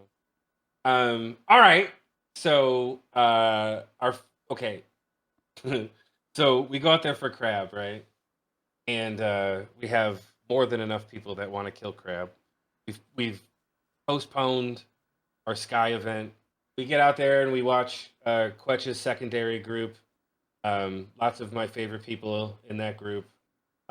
Not just Gamer, love you Gamer, but lots of other folks that are pretty awesome as well. They kill it. Yeah, this was after my run, by the way. Our this was LS had after a Quetch's second run. Yeah. And then a third run, Yes. which we didn't know was happening. But then there was the third run, and they had a hard time, and they died because of lag. Apparently, we found out later. We didn't know, like, while they were fighting that it was lagging, but they died because of lag. So we get all geared up, we get all like buffed up and ready to go, and they're raising and they move out, they move out of the way or whatever, and we start our fight. And from the very beginning, it's at like 3K receiving, and it only got worse. Like from 3 to 5K, it was spiking, which means that like you can't reliably cast anything, you can't do anything. Like our tank, who was sub ninja, was like couldn't keep up shadows. Like there was every time I click it, there was like a delay of like 45 seconds to a minute before it would even go off. So needless to say, we fought it for a while. I think we even got it down to 80%, even after all of that. But we couldn't cast. We just couldn't do anything. So we wiped. It was not a skill issue. I mean, we couldn't do anything. So then we backed off to give these guys, like third group, a second chance. They went after it, and they had issues with it as well, and they weren't able to win. But then we got up again, and we're like, "Fuck yeah! Like it's our turn. Like we're gonna get this. Like they're gone. We're not gonna have the lag. It's gonna be totally fine." And we're fighting it, right? And the lag is great. Like there's no it's not great. I mean, but it's better than it was, and there wasn't really any issues. And we're like just at about 60%. We've got it at 61%. We've taken damage off of Overlord Arthro. because we want to save it at that 61% for a poisonous crab to spawn, so we can kill the poisonous crab, push Arthro the 1%, and then kill his buddy crabs, and then move back onto Arthro. So the minute and a half passes, and the crab is supposed to spawn, the poisonous crab, no crab. I'm like, well, what the hell's going on? Like, where is this crab? No crab spawned. Mm-hmm. Well, apparently, the crab had spawned. We couldn't see it, though. We couldn't target it, though. It was there, but it wasn't there. We checked in fill mode. We looked up into the sky. We looked through the mountains. There was no fucking crab. But you know what there was? What? Tell us. The poison aura from the crab. The poison aura was still there from the fucking crab. Crab wasn't there. Couldn't kill it. Couldn't find it. Couldn't target it. But its poison aura sure as hell was there. So needless to say, with a poison crab that was running amok, and we don't even know if another one spawned, because it probably fucking did. Like, in the minute and a half we were trying to find the one crab running around being like, what the fuck is going on? Like, we're doing so well, and we can't see the first crab, so it was probably second crab too. We just couldn't, obviously we couldn't keep up with the problem was that the aura was hitting everyone in the party. Like, there was no escaping the poison aura. Like, it didn't matter where you were on that map, everyone in the Alliance was getting the poison aura. And like I said, it could have potentially been 2 crabs that were out there after a while killing us, which is why we all were ticking down and could do nothing about it. So we gave up at that point. We were like, this is stupid. Like, there's too many bugs. We totally had it. We had a rhythm. We knew exactly what we were doing. We knew how to kill it, and we were on the way to killing it. But again, when there's poison, when there's invisible crabs, there's not a whole lot you can do. So, go ahead. Oh, I was just going to make a crab joke about poisonous crabs that you could defeat, but go ahead. There's shampoo you can buy for that. There you go. There you go. Yeah. Thank you. No, and a neat little comb. There you go. Glad you know the details. So we were like, fuck this. We're not going to fuck with this crab anymore. It's messed up. We'd prefer the loot from the crab, but, you know, people are telling us that the ruinous rocks is easy. And I've watched, you know, I didn't watch a video, but like I read some strategies. People were talking to me, and I'm like, you know what? This sounds pretty easy. So we get out to Rolandberry. And Quetch's third group, or Demo's third group, that had just given up on the crab like we did, because they were facing similar issues, were just finishing up their run of the ruinous rocks.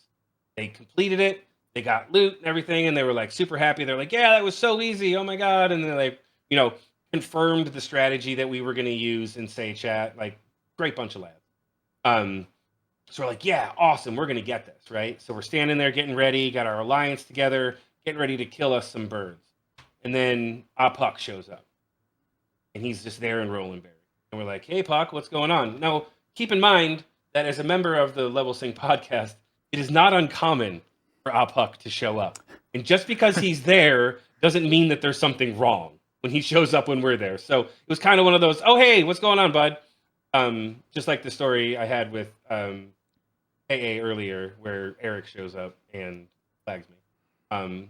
Did I say that one off stream? Was that conversation off stream? No, that was it. On stream? Okay, all right. I forget. I feel like we've been doing this for like 7 hours. Hour and 30. Anyways, so Puck shows up and we're like, hey, what's going on, bud? And he's like, oh, don't pop the mobs yet. Like, we have to reset the zone. We figured it had something to do with like the fact that they were, because we knew that they were working in the background while we were fighting through the crabs. One of the guys in our link shell was actually messaging with Frank, telling him what was going on, giving him updates and stuff. So we knew that Frank knew that there was some fuckery afoot. And we just assumed when Puck told us that he had to reset the zone, we were like, oh, well, I bet you that Frank has the changes he wants to put in. So they're going to reset the zone. Awesome. Things should go smashingly, right? So we all log off. He resets the zone. We get back on. We're like, awesome. He's still there. He's like, you know, talking to us or whatever. We get back into our alliances. We get ready to go. We pop the birds, and all 3 of the birds pop up. Tanks grab the birds, take them to the 3 areas that they need to. And we get, so I'll talk a little bit about strategy. I think that I can now because the moratorium has been lifted or whatever on the fight. Yeah, what's up to you? I appreciate you talking strategy because I'm looking online and the only strategy on the wiki page says get all 3 birds to low HP between 5 and 8%, then finish them off. Right. Well, that's like half of the story, right? Oh, okay. I thought that was being sarcastic. No, Like, get them no. low and then kill them. No, that's actually part of the I think strategy. at the So there's same 3 birds. time. Right. So there's 3 birds. There's a bard, a red mage, and a white mage.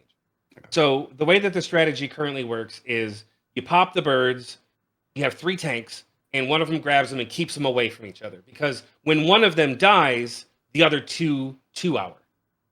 Oh. And then when the second one dies, the third one, I think 2 hours again. But they become progressively stronger as the other ones die. So the strategy that we followed was this: we had all 3 birds, we pulled them away from each other. We took the bard down to 5%, the bard bird, the bouncing the bird ball, the bard bird. The bard ball. We took him down to 5% because we wanted to get the one that can sleep us out of the way first. And then we went on to the red mage, and we took the red mage down to 5%. Then we head over to the white mage, and the strategy is to take the white mage from 100 to 0. And then immediately jump to the red mage, end the red mage's life, jump to the bard, end the bard's life, fight over. So we get the other 2 down to 5%. You know, nothing big. This is not a hard fight. As long as you have competent tanks and heals and your DPS is doing steady damage, it's a very easy fight. You kill the white mage, hop to the red mage, take the red mage out real quick. The bard only has 2% health left by the time we get to it. Take it down, get it down to 1%. Turns white, no one can attack it. Depops, no loot. Cue John Travolta meme. The fuck? Yeah.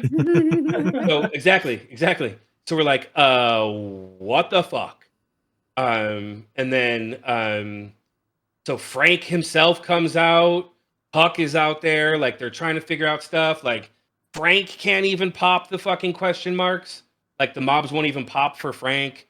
He eventually gets them to pop, and then he just deletes them or whatever. And he's like, "Okay, guys, go ahead and give it a shot." Like gives us back our pop item. Give it a shot.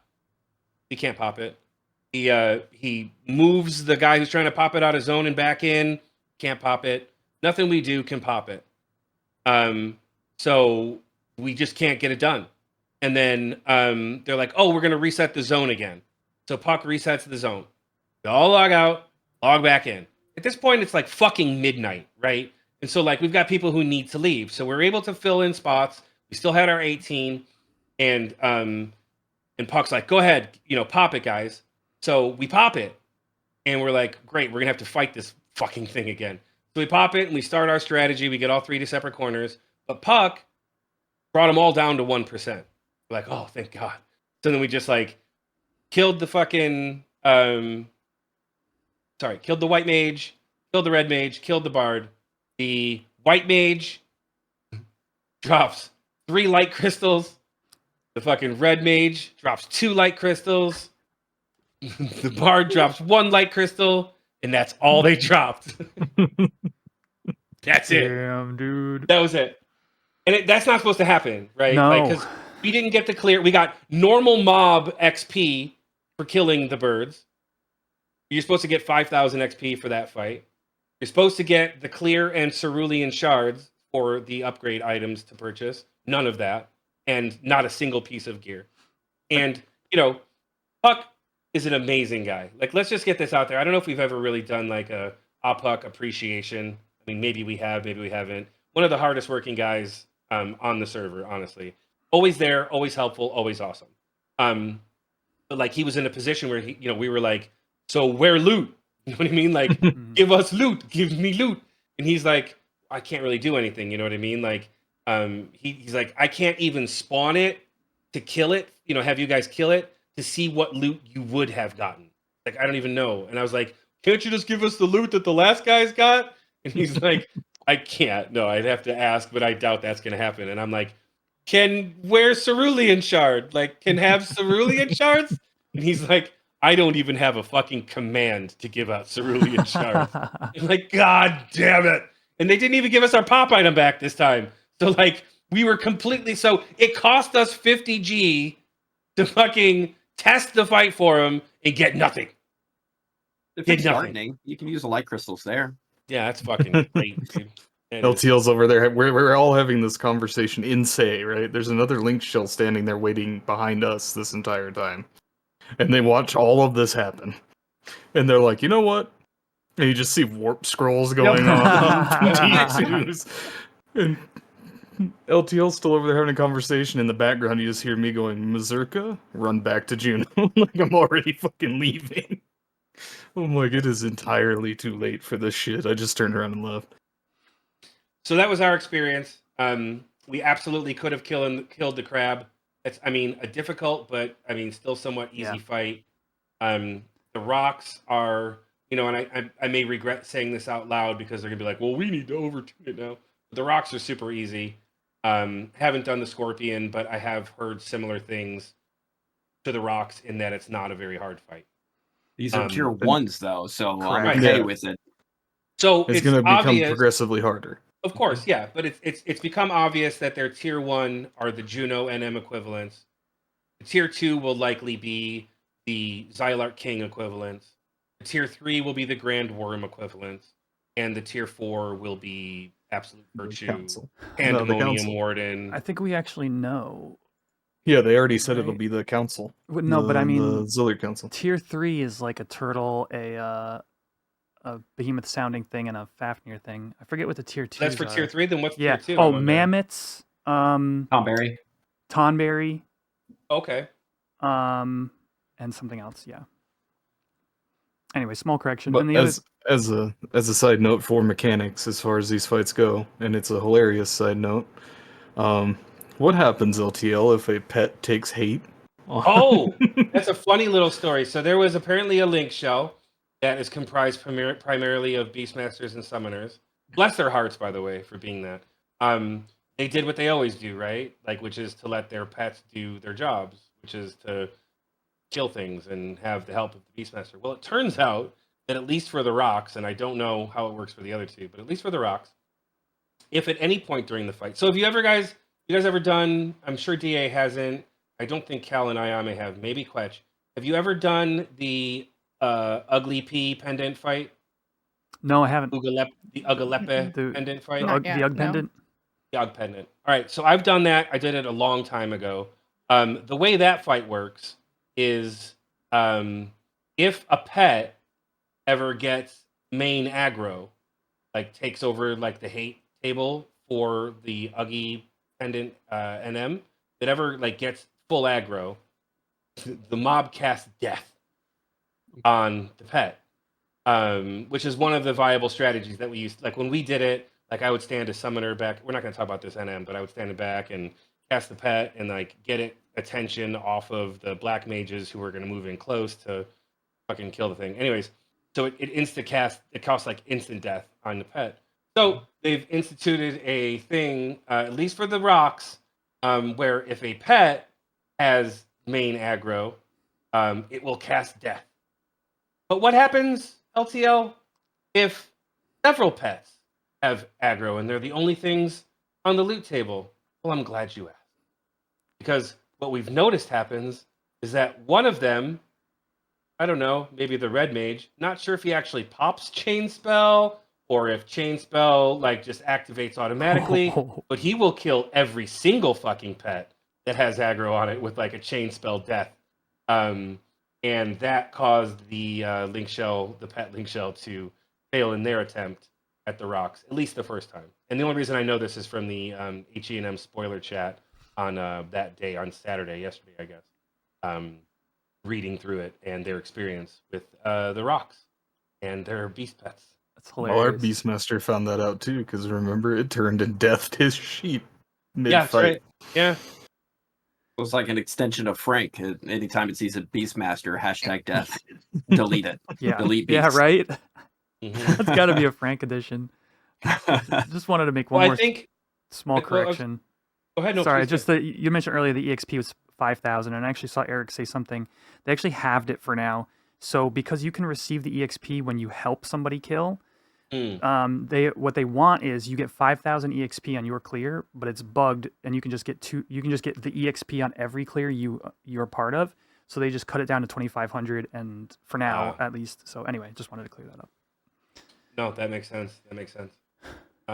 Yeah, what a great bunch of fights, though. Honestly, I would have to say, like, once they're all up and working and the lag issues are resolved, I think it was worth it. I think the wait was worth it. I think they've done an amazing job implementing 3 really fantastic fights.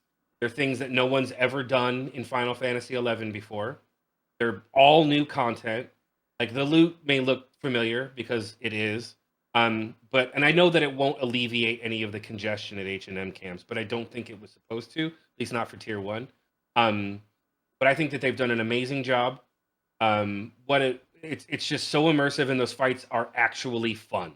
It's basically a link shell tester, right? It's kind of like a intelligence check and like a DPS check, right? It's like, you put together a new link shell, or you're in a link shell that wants to go do H&Ms. Like, can your link shell do these? They are very good testers for if you can do H&Ms. Now, obviously, like, NQ Kings are not as difficult as these fights are, and I don't think they're supposed to be. They're a little bit more difficult now. FAF spawns we'll talk about that in a little bit, but like, there's some new stuff, some new mechanics. But I think that these are good checks, and I think that these are really good implementations. So bravo to the team. Brilliant implementation. I mean, obviously there's some bugs, but it is what it is. We'll get over it. We're just having some growing pains right now with the new stuff. But thank you, and it's an amazing stuff. I really, really like what you guys have done. So this is just Tier 1, so really looking forward to seeing it develop. I was really invested while watching Quesh's stream when he was doing it and running around and all the adjustments and everything. He had his comms off at the time, so it was difficult to be able to hear planning, but I 100% agree with you on it being a leak shell kind of planning, organization, testing kind of situation. Yeah. It's really cool. And like, speaking of Tier 2, we agreed before this not to talk about things that we're not supposed to know about because people have taken them from the DAT files. So I won't mention any of these things, but I will say that knowing now that in the Tier 2, there is a Tonberry fight, there's a particular item that I did get told about that I won't mention the name of, won't talk about it, that I now know where it comes from, and I am so fucking excited for that thing to exist in the game.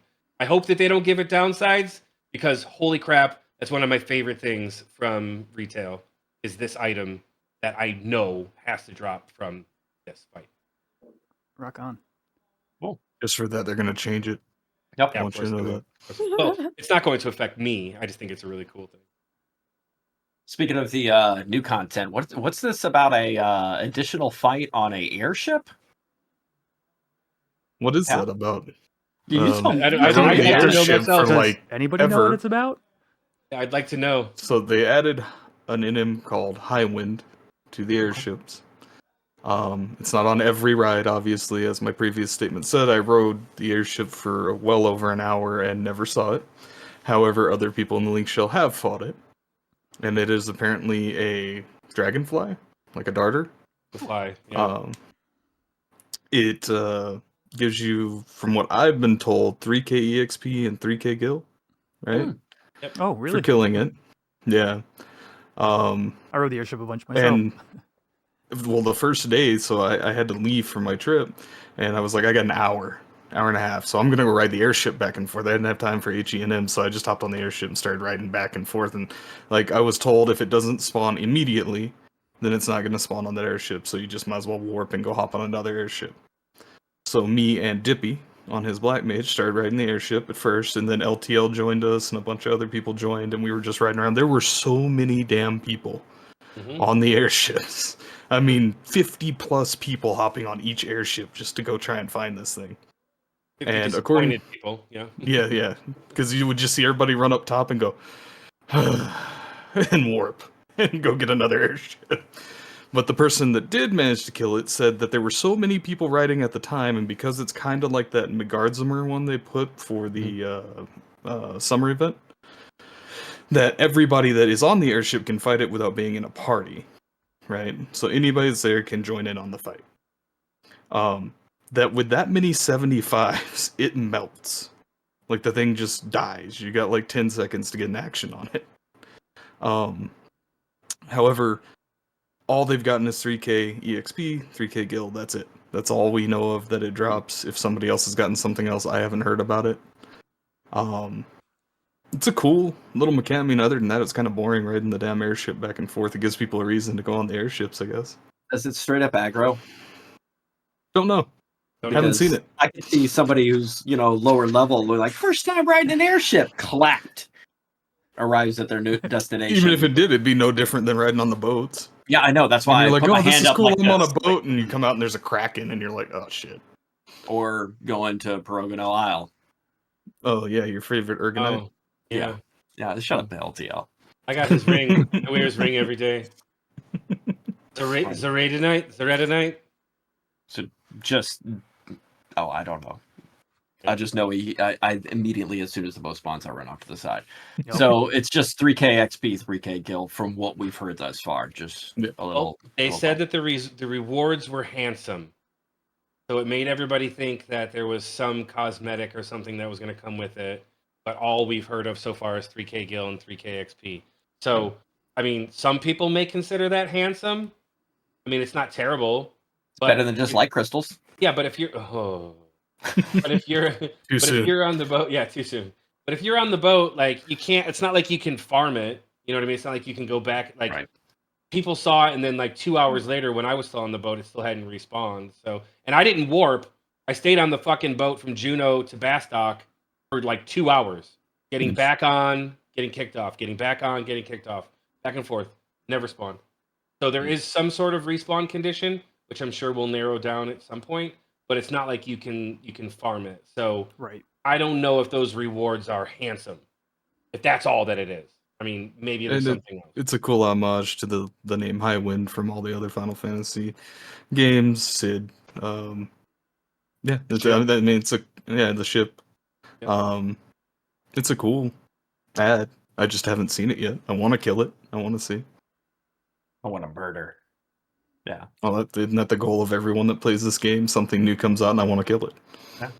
Well, it was funny because there's an NPC in the Ducal Palace in Rulude Gardens named High Wind, and while we were all out there trying to get this thing to spawn, Dino the smartass, who was looking for the secret quest that we'll talk about in a little bit here, goes into the palace and targets High Wind. He says, "High Wind, found it." Everybody's like, "Oh, what? What? Oh, you fucker!" I thought it was funny. Next on this list, we got the Grand Worm adjustments as well as the Zealot Kings. LTL, what kind of adjustments were made with those? Because I haven't touched any of them. Well, I haven't touched Grand Worms in a long time, as you know, but I did have some inside information. Well, not inside information, but I did witness day one fights, at least of Jormungand. I talked to one of the people, so I think there was one link shell. Well, I know there was one link shell that killed both Tiamat and Jormungand on opening day, which was Friday. So we'll go with Tiamat first. The changes, okay, so the changes for the Grand Worms are Tiamat now drops crafting materials that are worth some money. The changes to all three across the board, Tiamat, Jormungand, and Vritra, are that they have lower level but increased stats because they want to encourage different types of strategies. So the way that it was before was that like it was primarily like, oh, you don't have 18 summoners or like however many summoners, you're basically not going to kill this thing. Not 18, but like we used to do it with 6. Anyways, you don't have a bunch of summoners, you're not going to win this fight. So now they're trying to encourage like melee DPS, maybe some kind of like magic bursting. I don't know what the strategies they're hoping for are.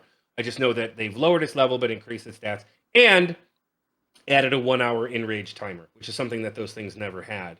You could stay out there for 3 hours, and as long as you didn't die, you would have claim on the worm and nothing would happen. So after talking to the person that I talked to after the Tiamat kill, they said, and I didn't watch this one, so I don't have anything I have is just anecdotal. The Tiamat kill didn't seem like it was any more difficult Didn't seem like it was any worse. It just was quicker because it had less HP. The upsides were that it dropped, I think, I'm going to try to remember this. It dropped a Dragon Heart, which is normal, a Behe Hide, a D Ingot, and a D Cloth, I think. So it drops like a significant amount of money items, right? So it makes it a little bit more worth it. I mean, it also dropped Gators, but it dropped those anyway. Then the Jormungand fight, I wasn't there myself, but someone in our link shell was actually up there watching and streaming it in Discord, so I got to watch the fight. That fight just seemed way easier. Like the person who was up there watching the fight had been up there for 20 minutes, and it had gone from 98% to like 40%. And the only damage I saw that they were doing was looked like they had about 10 summoners, and they were just shitting Diablos at it. And that was like Nether Blast at like 450 a tick. Like 450, not a tick, but 450 a hit. So it's like real low damage. And this thing still melted. So I don't know if it's undertuned now or if that's where they actually want it, but those fights seem infinitely easier. Haven't gotten word on what the new drop from Vritra is. People are saying Malignant Sword. I don't know if that's for real, but I don't think it's actually dropped. I think that's just speculation, obviously. Right. But people are hoping for the Malignant Sword. But yeah, Vritra should be easier as well. Yeah, so that's those are the big changes with the Grand Worms. Is there any other discussion that you guys had or questions or anything? And not that I can answer them because I haven't been there. But... Soul Eater resistance was removed on them, right? Yes. That's for Jormungand. Yeah. Oh, just Jormungand? It says Tiamat and Jorm. Okay. Oh, the resistance to Soul Eater. Right. Okay. Mm-hmm. Yeah. So like KC Zergs are now viable. Well, KC right. Dark Knight Zergs are now viable there. Cool. I thought you were talking about because Jormungand is a Dark Knight. Oh, you're good. He is a Dark. She is a Dark Knight. I don't know. LTL, do you need a break because you are lined up for this next thing as well? Do I need a break? King. Yeah. Sound a little raspy. Need no fucking break. It sounded a little raspy. It sounded like you wanted to hand him his cane. Yeah, you want to make sure I get my cane. Need a nap there, Granddad? Yeah, I'm gonna take a quick one. After I got back from Hawaii and nobody noticed. All right. Aww. So the Xylark Kings. So the changes to the Xylark Kings.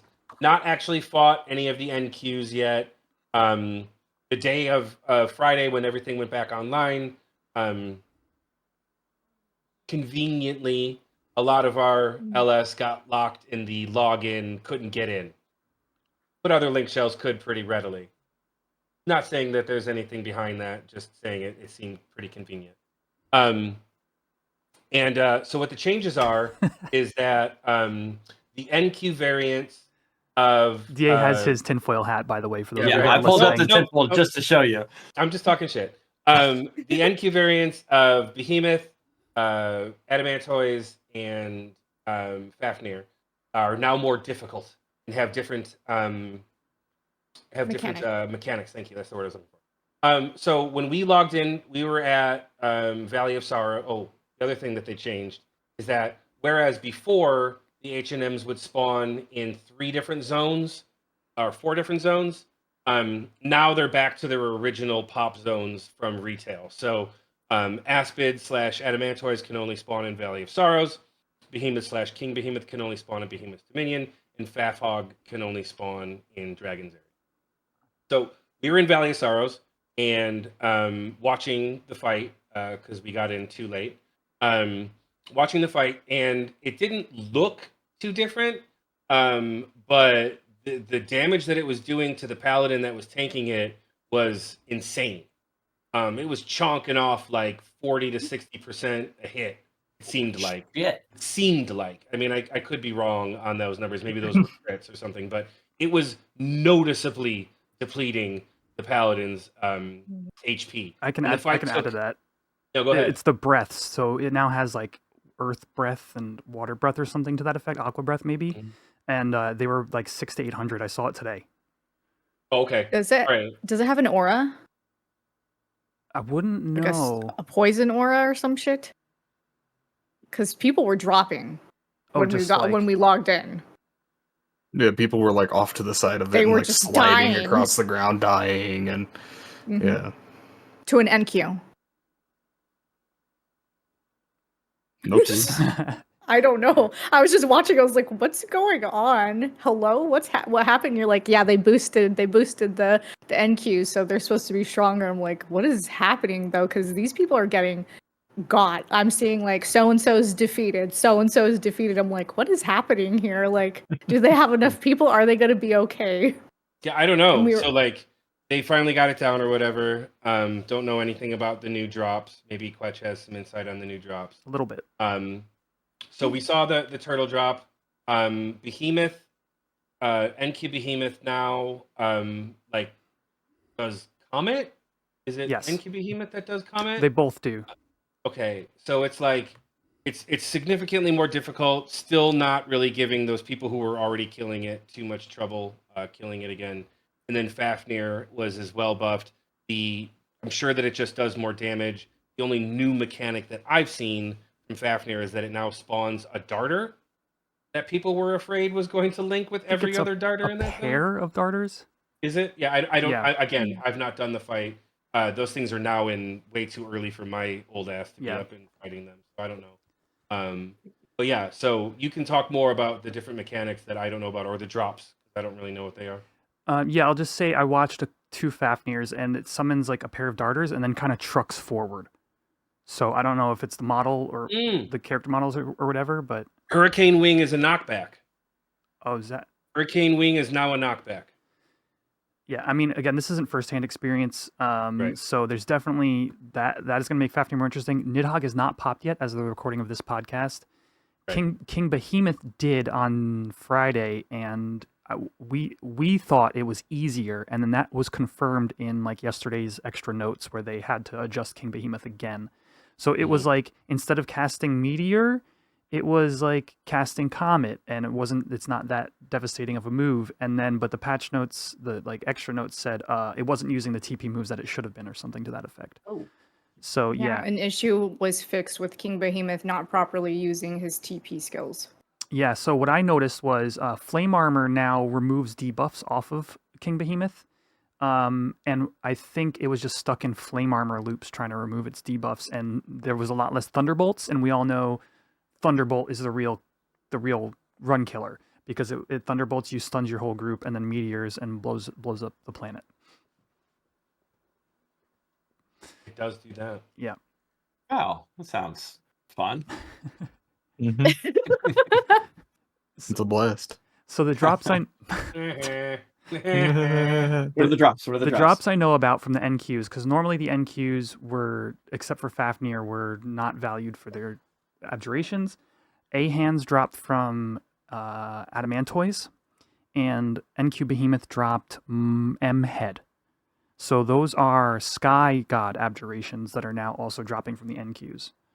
That's nice. The one HQ I know that died other than King Behemoth would be Aspie, and I heard that they got A and W bodies, but that's a standard loot pool. You know, you can get 2 bodies from those. So we don't know anything extra yet. Of course, more information to come as we all maybe get claims, maybe hear from other link shells. Awesome. Claim.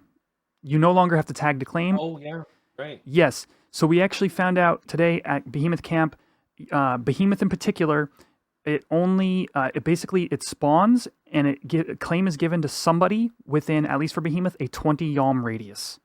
So, however, in DA, Fafnir spawned and 160 people were in the lottery. Were you guys there for that? No, I was not there for that. no. 160 in the lottery. Wow. You said he spawned in DA, and I was like, what? Oh, Dragon's Airy. There's a dragon in your ass, DA. I wiggle around for that. Dragon's Airy Soccer 6. Kat, I know back in the day you were buying stuff on the auction house, and somebody was getting, or a lot of random people were sending you tells about why do you need these? They're out of arrow or something like that. You had a secret quest. that you said Oh. just go read the fucking patch notes, and they never did, but they shut up. So the reason I'm bringing that up is because there was a secret quest added. I know nothing about it. Do you? Yeah. I only know about it because Zeno Far from our link show talked about it, because of course he knows everything. We can't thank him He- again, okay? We already has an episode. He actually got the reward today, and he was showing it to all of us. You have the pictures of it, right, LTL? I do have pictures It's- of it. Yeah. So it's in Juneau. It's in Raylude Gardens. Some lady you talk to, and she wants you to be the hero of each of the nations. I don't know if this is like too spoilery or whatever, but you need to be basically rank 30. You need to be rank 10 in each of the nations, and you need to have the Akitons, like the little fast body piece for each nation. And you turn those all into her, and you get a new one, and you're fast everywhere, including in Juneau. Well, in the cities. It's like meshing all three of them together. Yeah. Yeah.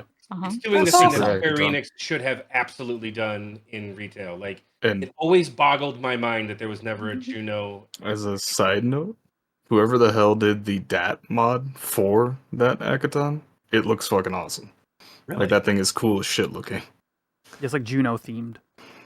Yeah, it's Oh, like that's all awesome. white with black and the Juno flag on it, and yeah, it's cool looking. That's Uh, awesome. It was it's Eric's fiance, Vera, right? She's the one that made it. I think he Oh, even nice. said that. Yeah. So She made did a it. really good job. It looks really good. We'll have Zeno model it for us one day. Can we get a He's out model there that's right not now. this big? can we get it on a normal size person? Damn.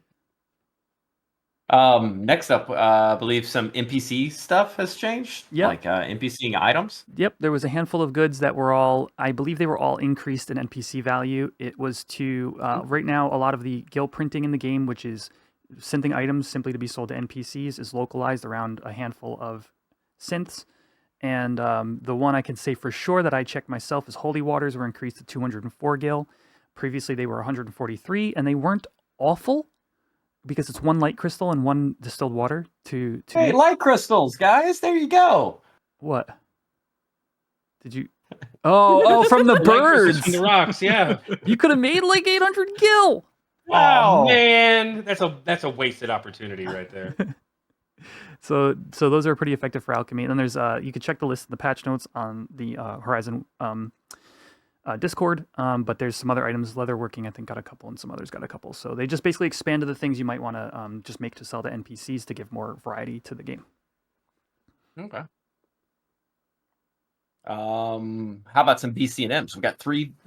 New items added to 3 BC&Ms? Is that right? I saw one that was royal jelly, and I remember doing that on Dragoon back in the day. Does anybody And know? Worm's Turn. Worm's Turn Yeah. is one of the other ones. I forget the third, but Tales of Woe. okay. And I don't know if it's just the one item, but I haven't actually done this myself. Somebody posted a picture of it, so I noticed it. So that's how I know. But the new item that drops is a helmet. I'm not sure which classes can use or jobs can use it, but I know only 2 that it's useful for currently until Puppet Master releases. Is Beastmaster and Summoner. The noticeable or the important stats that are on the hat are Charisma plus something, 8 maybe, I don't know. But there's Charisma on there, and the big money thing that's on there is at magic accuracy plus something, plus 5 maybe. So right now for Summoner, not huge. I mean, because we don't really use the magic. I don't even know if there is very many magic blood packs. I don't think there are. In fact, I know there aren't. So that'll come with like later iterations of Summoner upgrades and different spells where we'll actually need the magic accuracy. Right now, pretty much the only ones you use are physical. And I don't really know too much enough about Beastmaster to know how useful that is for Beastmaster, but maybe it signals a shift in something with Summoner. Like they did mention that there were going to be Summoner changes coming. I hope that they're more like the Thief change than they are like Beastmaster changes, where they give us a whole bunch more utility and stuff. So maybe that is like an item that is like a precursor to whatever changes they're going to be making with Summoner, like maybe giving us some magic blood packs that we'd actually want to use. I'll try to pick it up. I'll run Worm's Turn or whatever, try to get Endlight and the hat. Sure, why not? But as of right now, I don't really see it being super useful. The only blood packs that you would use that are magic based are, and you wouldn't even use these, are the ones where the avatar casts like the tier 4 Spells. of their element. But I've literally done that like 2 or 3 times just for the lulls to see what a magic burst looks like when they do it. And I'm here to tell you it's not great. So I don't know like if that's useful or I hope it will be soon, but maybe it's good for Beastmaster. I don't know what magic skills Beast Pets do. I know that like they have a sleep move. One of them has a sleep move. Maybe it helps with that. Other than that, I don't know. Yeah, there's All I know is it better look fucking ridiculous like the other hat. Yeah, I don't even know what it Little looks sheep like. hat. The That white one's so afro. cute, though. The white Yeah. afro. I love I it. thought it was a white afro at first till they turned around and I saw a little sheep face in the legs, Yeah. and I'm like, It's so cute. Well, the only reason On I a even knew what Taru, that it's hat cute. was, because in retail that's a cosmetic hat. You can get that as a cosmetic. It's called the sheep hat, Mhm. I think, and they actually just used that model and gave it stats, and I think that's a pretty cool looking hat. I do have to. on a Taru, it's adorable. On a Galka, it's nightmare fuel. Yeah, Right? no, you're not wrong. Well, you got the pumpkin heads that work out best for you, right? Yeah. I can't win it all, you know. That's true. There was also a change in the respawn timers of things, like dropped down to 2 minutes. Just the question marks Okay. from what I've read, or from what they said actually. A lot of so I'm sure you guys are familiar, and I'm sure that our listeners / watchers are familiar as well. There's several places in the world where you either have to, for example, popping like Jailer of Love. I'll just use that as an example. Typically, you would pop that, and then there'd be like a 15 or 30-minute timer to respawn those question marks. My guess is that now it's been lowered to 2 minutes. Maybe that's a bad example because you don't really want 2 Jailers of Loves like running around at the same time. Maybe you do. I don't know. Like maybe you're crazy. Maybe you want to just do them both. But there are other examples as well. I think it's still after you kill. So like the Sky Gods, for example, if you pop a Genbu, you kill it. Yeah. There was that 5-minute okay. wait, and then now it's a 2-minute wait. Just kind of Okay, speeds Bray things that makes up. more Gorget, sense. That makes Bray more sense. Gorget in him. Yeah, Which is still need to do. Alki That's- and the other one they changed 2 minutes Okay. instead of forever. The That makes raid more one sense. isn't question marks. That's scrawled writing. Is it scrolled? It is Oh. scrolled writing. You're right. I I wonder remember if that because I had counts to as go a there a question lot. mark. Thieves. They already reduced the time for that one. It Yeah, I used to think it's be like like 5. it was, yeah, it was like 15 in retail, but they reduced it to 5. I'm hoping that they reduced the time for the RSC ammo. Maybe I'll go back out there. And not Maybe get I'll your go back satchel. out there, okay? Oh, that would be great. Oh, so things that I did since our last podcast.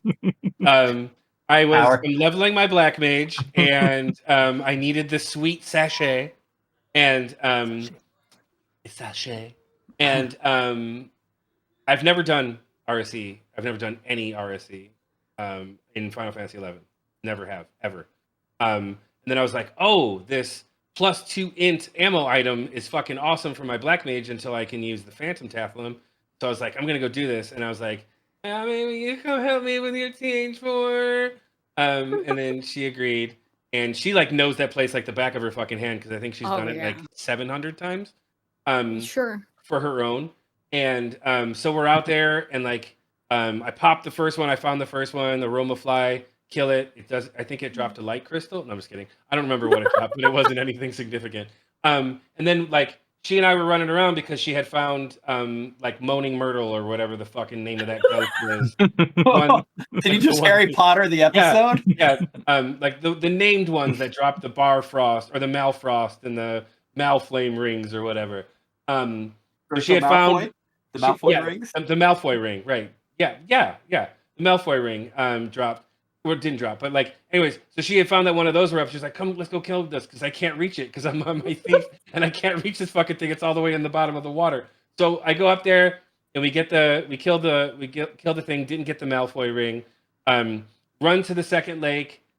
Kill the other thing, didn't get the Malfoy ring there either. But then as we're running to the third one, or was it to the second one? Either way, as we're running to one of them, she's like, "Oh, hey, the question marks are back up." And it was like right on like the 12 minutes almost. It was like very shortly after the 12 minutes that had respawned. And I popped it, and on my second kill, we got the sweet sachet. He only had to kill it twice. Only had to kill it twice, and then I got my RSE ammo. Sorry, I had to bring that up because, obviously we're talking about things that we did since the last podcast right now, because that's what's happening. Hopefully they lowered that though. Did you say sachet? Because like that one, Sachet. it was like a 12 to 30 minute pop for that stupid question marks, and it's like every whatever, like whole day you wait, like a whole freaking van a week to try to get this, and it's a nightmare. And there's a bunch of people in there all the time, and you're all competing with each other. So you end up with what, like a 3-hour window, or how long is that window for your RSE? 7 hours, something like that? I think it's like around like 7 or 8. It was like that. It was 6:30 p.m. my time to like 2 a.m. my time. Okay. So yeah, it was 8 hours? like 2:30. So I think it's 8 hours. Yeah. And I've done 2 whole full days doing that just for mine, and I haven't got it still. So Say that so aggressively. Can somebody fix it? Most of the Mithras I know can't get theirs. They keep having the same problem she is. Like it's just not dropping. No Can someone fix that? for you? Can you fix that? Those question marks? Are those ones lowered? It says it's been lowered across the world to 2 minutes, and I'm like, 2 minutes? It could be my chance. Go for it. Next up on here, it looks to be a level sync adjustments, not with the podcast. No. What are we changing, DA? What are we changing on the podcast? I see, guys. I'm out. I'm DA's tired of being made fun of. Oh. I'm leaving. My son's taking over. Go ahead, Tyler. No. No, don't really. No, you're not allowed to put the headset on. Don't listen to these guys. They will corrupt you. But we would be really nice to him. We'd be really nice to him, by the way. Just so you know. I'm sure I'm his glad you ears have are the ringing. capabilities of doing it. You just choose not to with me. I will absolutely shit all over you, but I'll be nice to you. I might only say the fuck word like twice while he has that headset on. Aw, that's only twice. So Did you hear that, kind. DA? So kind. Such a nice guy.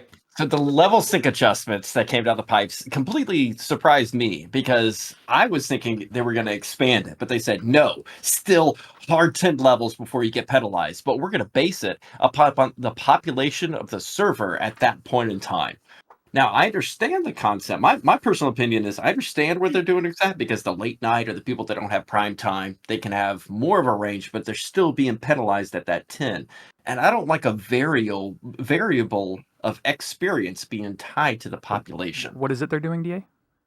It looks like they are changing it dependent on how many people are actually currently online. And this is, quote, less than 1,000 people online, 1.5% experience penalty per level. Less than 2,000 people online, 2% XP penalty per level outside of the 10. And over 2,000 people online, the original launch level sync system applies 2.5% penalty per level outside of that 10. So the less people online, the less penalized you are beyond that 10 level sync area. And I like the idea that you're coming with, but just maybe expand it to 15 and fuck off with the whole doing the variable. That's my personal opinion. What do you guys think? Well, I feel like they're pressuring us to not be logged on all the time. Well, Frank would love that. Frank would love. They're like, you have a that, yeah. problem, and you need to take a fucking break. Rollenberry Fields, just log them all out. Everybody has a 90-minute timer, logged out, no more bizarring. So let's say that it wasn't the 0.5s, because those are harder to calculate in my brain. Let's say that they were flat, right? Let's just change 1, 2, the 3. variable. We'll just say Let's just that. change the variable to 1, 2, 3. So let's say that you're 10 levels above. So let's say you're 20 levels over the level sync, right? Mhm. So at the first tier, you would lose 10% of the XP versus other people in the party. So if there's fewer than 1,000 people online, you lose 10% of the XP. So on a 300 XP kill, you'd only get 270. Okay. If it was at the 2%, and you were 10 levels above, you would lose 60. So you would get 240 instead of 300. If it's at the third tier and there's over, 2,500 or whatever, you would lose. It would be 90, Sorry. 90 then, right? Yeah, 30, thank you. 60, My 90. brain did not work there for a second. Yeah. You get 90, so you get 90 fewer, so it's 210. So at that first tier, even 10 levels over, so let's say that like you're level 30 and I'm level 50 and we're partying together and you're the level sync, like 10% is not a huge number. Now I know that it's actually 15% because it's 1.5. I mean, I get how math works, but like 10% is not terrible. And even 15%, so like if you're 10 levels over, it's 300. You miss out on 30, it would be 45 XP. So you're only getting 255 XP from a 300 kill, which in the grand scheme of things, if you can't find a party and you have to go 10 levels over, that's not so bad. Better than 0. Yeah. It's not so bad. Like They I appreciate that they did it, but I wish that it, like you had said, DA, they had expanded the levels that can use it versus tinkering with the penalty percentages. They did put some additional numbers in, and for instance, the less than 1,000 people online, if you're 11 levels over, which is 1 level outside, you're at a 16.5% penalty. If there's 2,000 people, 22% penalty. And if there's more than 2,000 people online, then it's 27.5% penalty. And that's at 11 levels. Just 'cause one outside of that range. The penalty starts at the 11th level and it has like I a base see. amount. Right. Yeah. So that's understandable for that scaling, but then it also increases how, remember, it can only go to 50%. That's the most you can have.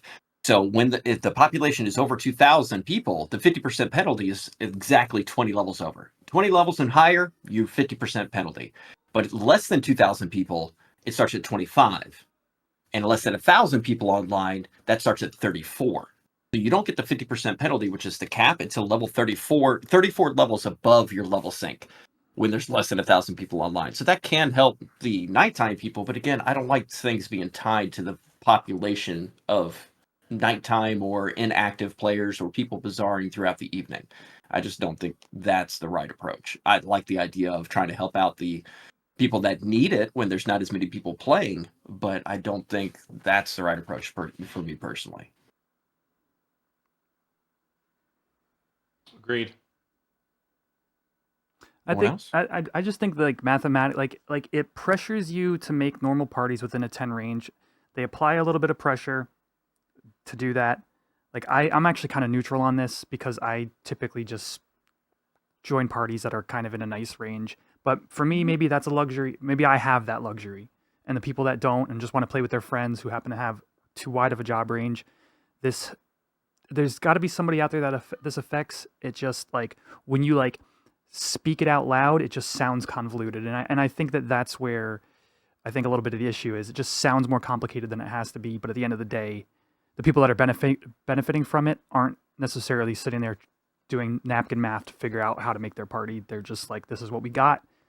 And now they're getting a little bit of a benefit because they happen to be in a different time zone than us who are, NA. I wonder if it teeter-totters. Go ahead. You guys don't remember, like, back in the old days before level sync where, like, you had to be within 3 levels, and if you hit 4 levels, they would kick you from the fucking party because you gimped their EXP. Yep. And so, in my opinion, yeah, it kind of sucks, but at the same time, don't look a gift horse in the mouth as long as it works. Like, you know what I mean? Like, it could still be like that. No level sync, then it'd be a lot harder to get parties. I wonder if it teeter-totters, say you're at that 1,000 mark and it goes to 999, you all of a sudden get more XP, then it goes to 1,005, it will teeter-totter, or does it lock it in place once you level sync?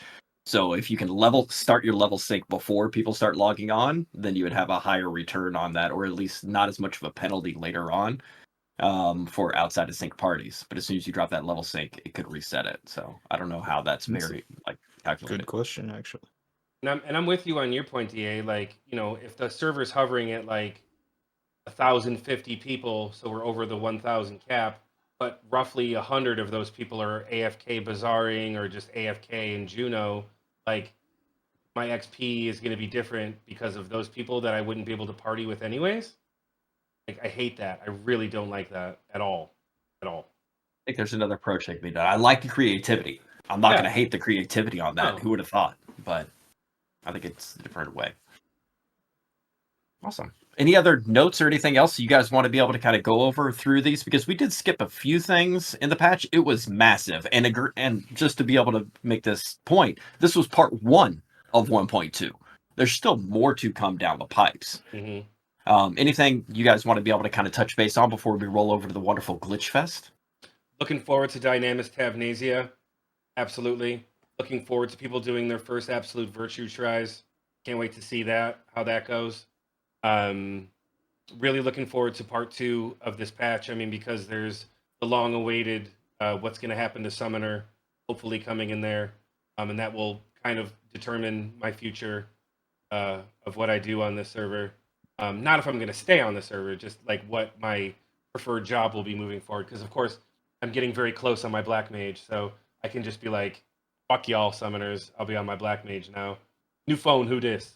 New black phone, who dis? So does You know what I Blue mean? comes out. None of that matters anyways. No, it absolutely does not. But, like, we're not talking about, like, 6 years from now when Treasures comes out. Oh. Like, just talking about, like, just like, with whatever changes there's going to be in 1.2 to Summoner. I hope they're positive. But I know that, like, people look at Summoner, and I've said this before, and they're like, oh my god, that Ifrit just did like 2200. That's so powerful. And I'm like, yeah, every like 44 seconds when I have the max cooldown, I can maybe do that much. And in the meantime, I have to buff everyone and lose my MP if I can't keep it out. There's no steady DPS. Like, in those 44 seconds, are you telling me that like most other classes can't do 2200 DPS? On top of, like, with whatever weapon skills and magic they use. Like, I love how we're talking about the future and what we're looking forward to, and you went back to people bitching about Summoner. Like, oh my god. If it makes anybody that doesn't want to listen to LTL and bitch feel better, it's more entertaining when his fucking blood packs do shit damage. Oh, Because yeah. you can hear the pure disappointment in his voice. He'll send in raw move for like a chaotic strike that's normally like 1400 to like 1800 that I've seen, and it's like 300. And you can just hear the fuck. Yeah. And then I do that, and then I'm like, oh my god, Nerf Summoner, so powerful. Well, tying disappointment to future or part 2 Beastmaster rework coming down the pipe, so looking forward to that. Yeah. And you talked about Tavnasia. We got the tiers 2 through 4 for the HENMs. They talked about the alpha camps, right? Coming in. Oh, Where and it's Alpha like- and Shatter. The Alpha camps and I the didn't hear Shatter about camps. I know They didn't both, but explain. they talked Yeah. about the alpha, about Yeah. it being like continuous NMs, and someone was like, do they have the same loot drops? I was like, then why would anybody ever camp the actual NMs? I don't think Yeah. they'd have the drops. This was the But they drinking with the give devs. larger EXP. Yeah. Right. They give large chunks of EXP. They have a longer like respawn time for it to respawn, but it compensates with the large chunks of EXP, and they're obviously in them, so they're more difficult, is what they said. It's really exciting. The HAP program, the Adventuring Fellows. We got a lot in part 2. This was a lot in part 1. The but go Adventuring ahead. Fellows and Dynamis Tav, I am aware, are both in testing right now. They didn't make it to this patch, but they are in testing and like almost ready to go. So if people are Thank looking God I forward to can those get a- things, NPC that just dips out on me mid-fight when he decides he's done. This has been great, Cal, but now I must go. Fuck you. Basically. So, Yeah, it's it says that it's slated for part 2. Those were the ones that we could look forward to for the next part. There's been obviously a lot of bug fixes and a lot of things that have been changing because this was such a big patch on here. But with the bug fixes comes our wonderful Glitch Fest. Who's got and wants to start off with the glitches that they have come across, especially since Friday? Me. Oh, please start us off from the top. We were in C. Okay, I'm talking about that C farm where they were fighting that Ix Dark Knight or whatever for like an hour or whatever. We're in an alliance together. And I'm able to cast refresh on somebody who's not in my party. I'm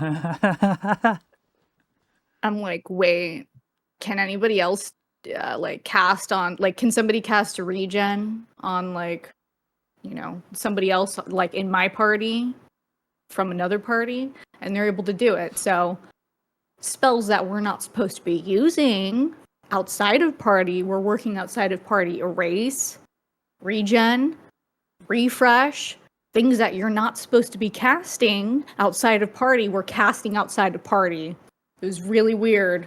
I don't know what It you're was complaining reported. about. It's the opposite of earlier when you were like, right before we No. pull a mini boss, and you're like, can anybody else cast on Cal? And I'm like, well, that's concerning. And then everyone in Dynamis is like, no, I can't. And I'm like, and log out. Puck's still standing behind us, and everybody's like, did you fuck with Cal? And he's like, what? Yeah, I couldn't cast on him earlier today in Dyna. I was like trying to cast haste on him and like put protect and shell back on him. I'm like, it says you cannot attack this target. I was like, he's not a target. He's my party member. The Wait, fuck? attacking was an option? Like, wait a minute, what? I don't know. I couldn't cast a D on him. I tried. Frank, Don't let me fix cast magic. anything on him. Okay, Frank, that's fix why I magic. asked. Frank, fix magic. Fix Cat it, please. specifically says your shit's broke. Fix it.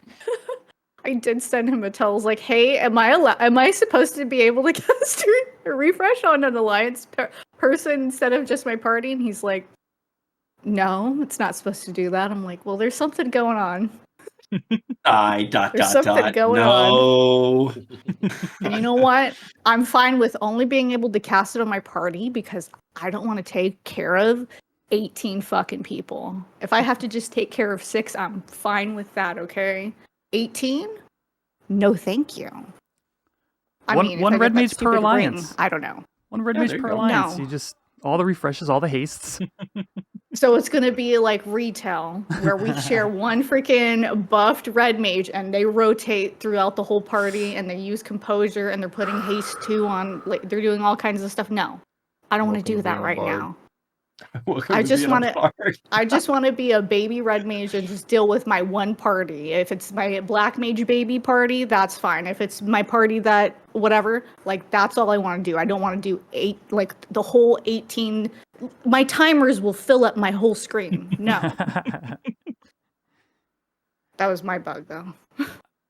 I have something that's not a bug, but it actually pertains to Summoner. Something that we saw in C. You know how they fixed the I forget what they're called. The boots that give -1 cast time to summons. They're like a hidden effect. You know what I'm talking about, LTL? The I can't think of their name, but yes, I know exactly what you're talking about. They drop from KSNM. Yeah, Evokers. Evokers boots. Yeah. Yeah. Hidden effect of summon cast time -1 second. But a buddy of mine, we were in C. A buddy of mine equipped them and was summoning elementals. And they have a 1 second cast time. So he was running around summoning without stopping, and it was summoning the elemental. And then he would shoo it away, and then he would just cast and walk and summon, and it was hilarious. Wow, I didn't know that was going on. I would love to have seen that. I think you could just do it right now if you wanted to. Because they fixed the 1 second in like 2 patches ago or something. You see the Logging shit-eating in grin now. you just caused on LTL's face. Immediately trying to figure out how Logging in to now. use this. All right, well, I don't know what good that does. It doesn't really do a lot of good. I was other than, thinking like, if you get aggro, you can be running away from the aggro, summon some elemental, and send him to his death. But it'll take care of the mob while you haul ass. Well, that's my oh shit. Anyways, like if I'm fighting something and like I can't get like my avatar out and like something's beating me in the face about the breast, neck, chest area, I'll just cast the fucking elemental, which takes like 1 second or whatever, and then send it after it, and then I fuck off and throw on like stone skin, and then I'm like, now it's time for the big boy, and then I get rid of the elemental and cast different and do it. But if it was an instant cast,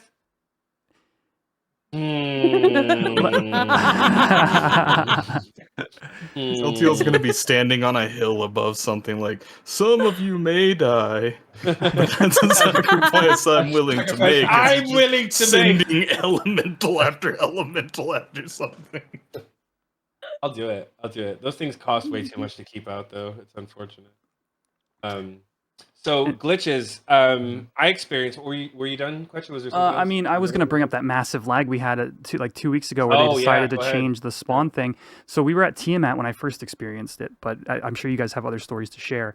Tiamat pops literally like 6 yalms for me. So I'm like, I already had my sub target up for provoke, and I'm like, this is great. Tip, hit provoke on Tiamat. Nothing happens. It's still not claimed. I had enough time to go back into my menu, select provoke, target Tiamat, hit it again. Nothing happened. It's like literally it spawned within the group of people, like the overall, like a really like central spawn position to where people kind of spread out at that camp.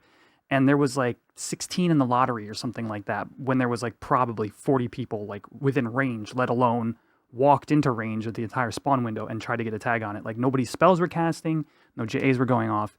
And that led to a GM actually showing up and going there and testing lag. And then that day was like the first day of a series of days where different NMs had this extreme lag going into like their spawn, or in my case also in Sky, I mentioned that Byaku, where it just slowed to a crawl and we could barely keep shadows up and stuff because the lag just took over. So I've just posted this in our host chat. You can add it to the podcast if you want to splice it in. I know you've got a lot of work to do before tomorrow, and I apologize for adding on to that. If you take a look in the host chat, this isn't mine, but this is one of our paladins from the day of the King Arthro lag. You'll notice at the very top it says that our group was not successful out of 88 players, and the list of cannot attack that target, your target is already claimed, came after the lag subsided. Wow. And he was no longer pressing the button. Yeah, that King Arthur was also awful. Yeah. They did the same thing to me. I think I had a total of like 46 like failed. This is already claimed provokes after I had already stopped hitting it.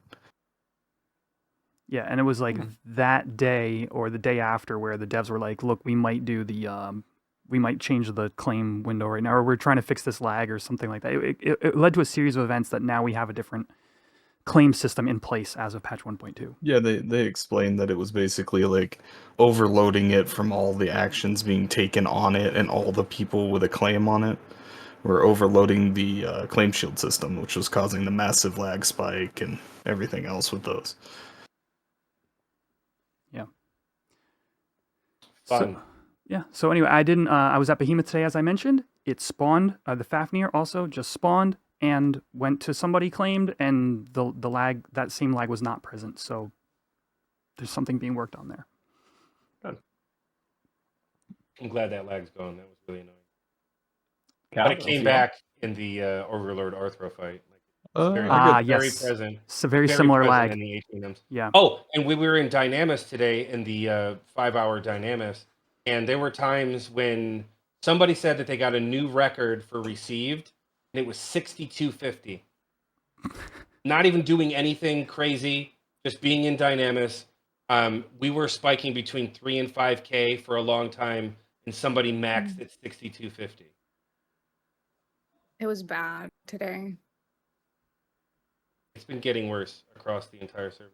Anyways, the glitch that I have is it's in the known issues in the Horizon Discord, so it's not something that I discovered, but it is something that I encountered.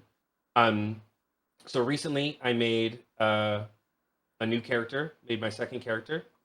He is the exact replica of my retail character, name and all.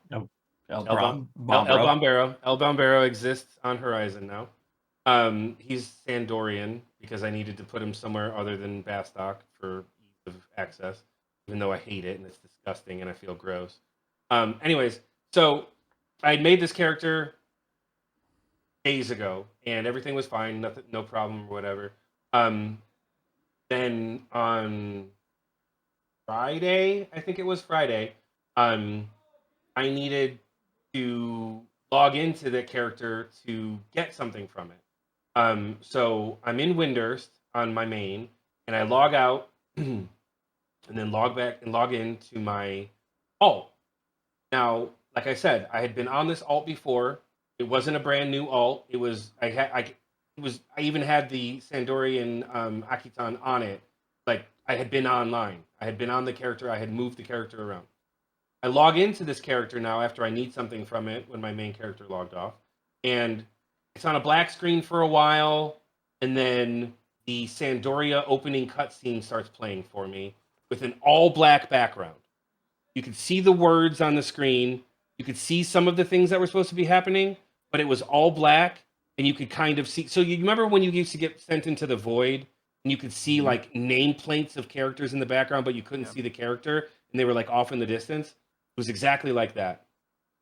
And the cutscene would eventually just go to all black and just sit there, and you were locked. You couldn't do anything. And then I couldn't log in to LTL. I could log into my main character. I'm like, okay, this is not good. And then I would try to log back into the new alt, and the cutscene would start over, and I'd get locked again.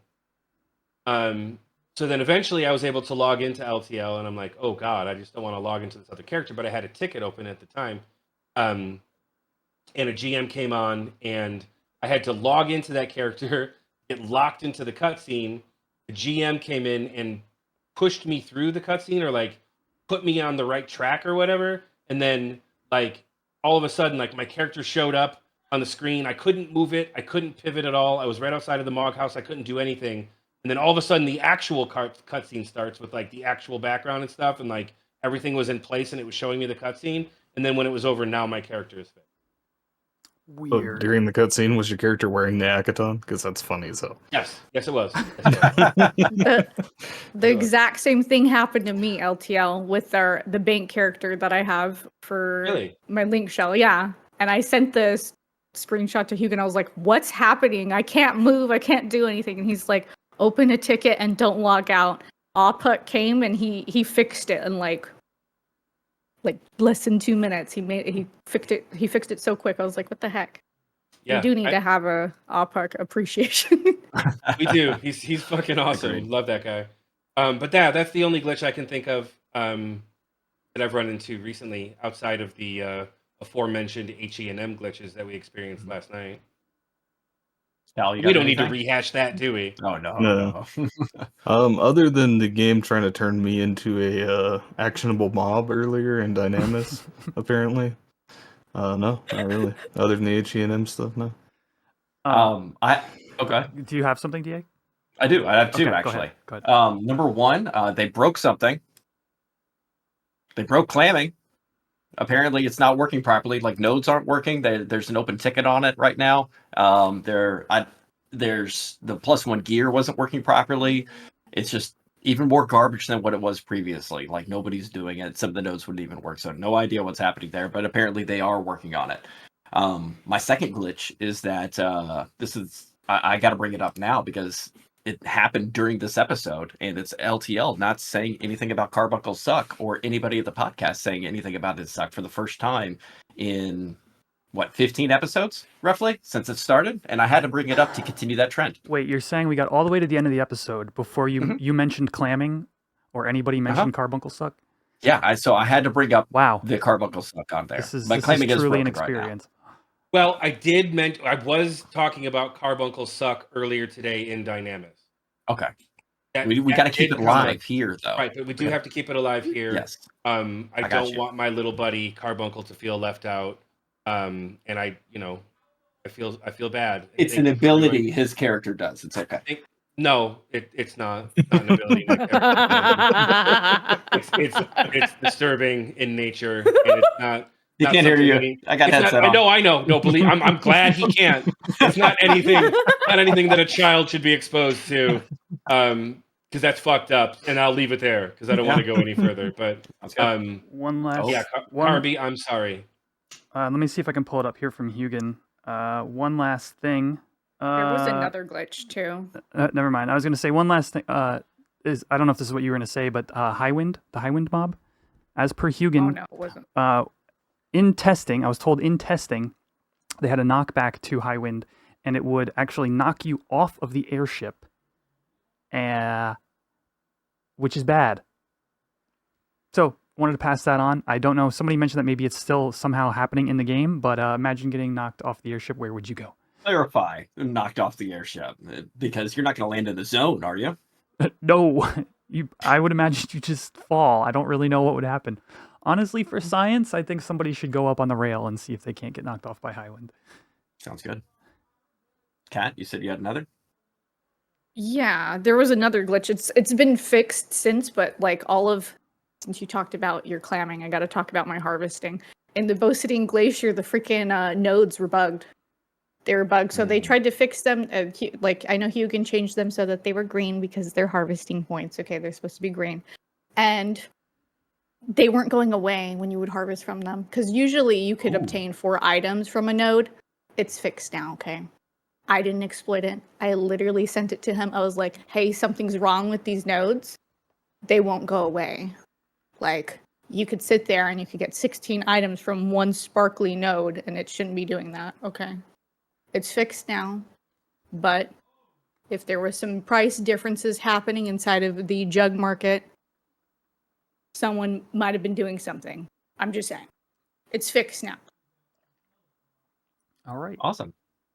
Well, one last thing I want to bring up before we wrap this episode, because usually Glitch Fest is the final one. I believe we have, this is episode, 18. We have 19 coming down the pipes, and then episode 20. When does episode 20 land, by the way, guys? Does anyone know? Right on the anniversary, DA? Right on the anniversary, LTL. Okay. Yeah, so the episode 20, for episode 10, we did a live episode. We are in the works of being able to kind of plan something out for episode 20 as well. We have, it's just in the background. It's in the works. It's like Treasures, but it'll come out sooner. So we'll make sure we get that taken care of for you guys. But anything else from any of the podcast members? Welcome back, LTL. Thanks, guys. Yeah, well, welcome Hey, by the back, way, Yeah, if thanks, you guys. had not noticed, LTL is back on the podcast. Thanks, guys. He was gone. All right, well, we will That's see one you. episode, guys. That was in beautiful paradise. We will see you not in Hawaii, but more than likely in, let's just say the dunes because of Cal's experience with his warrior. So I'm going to go ahead and call it from all of us here at the podcast. Adios. Later. Peace out. Bye-bye.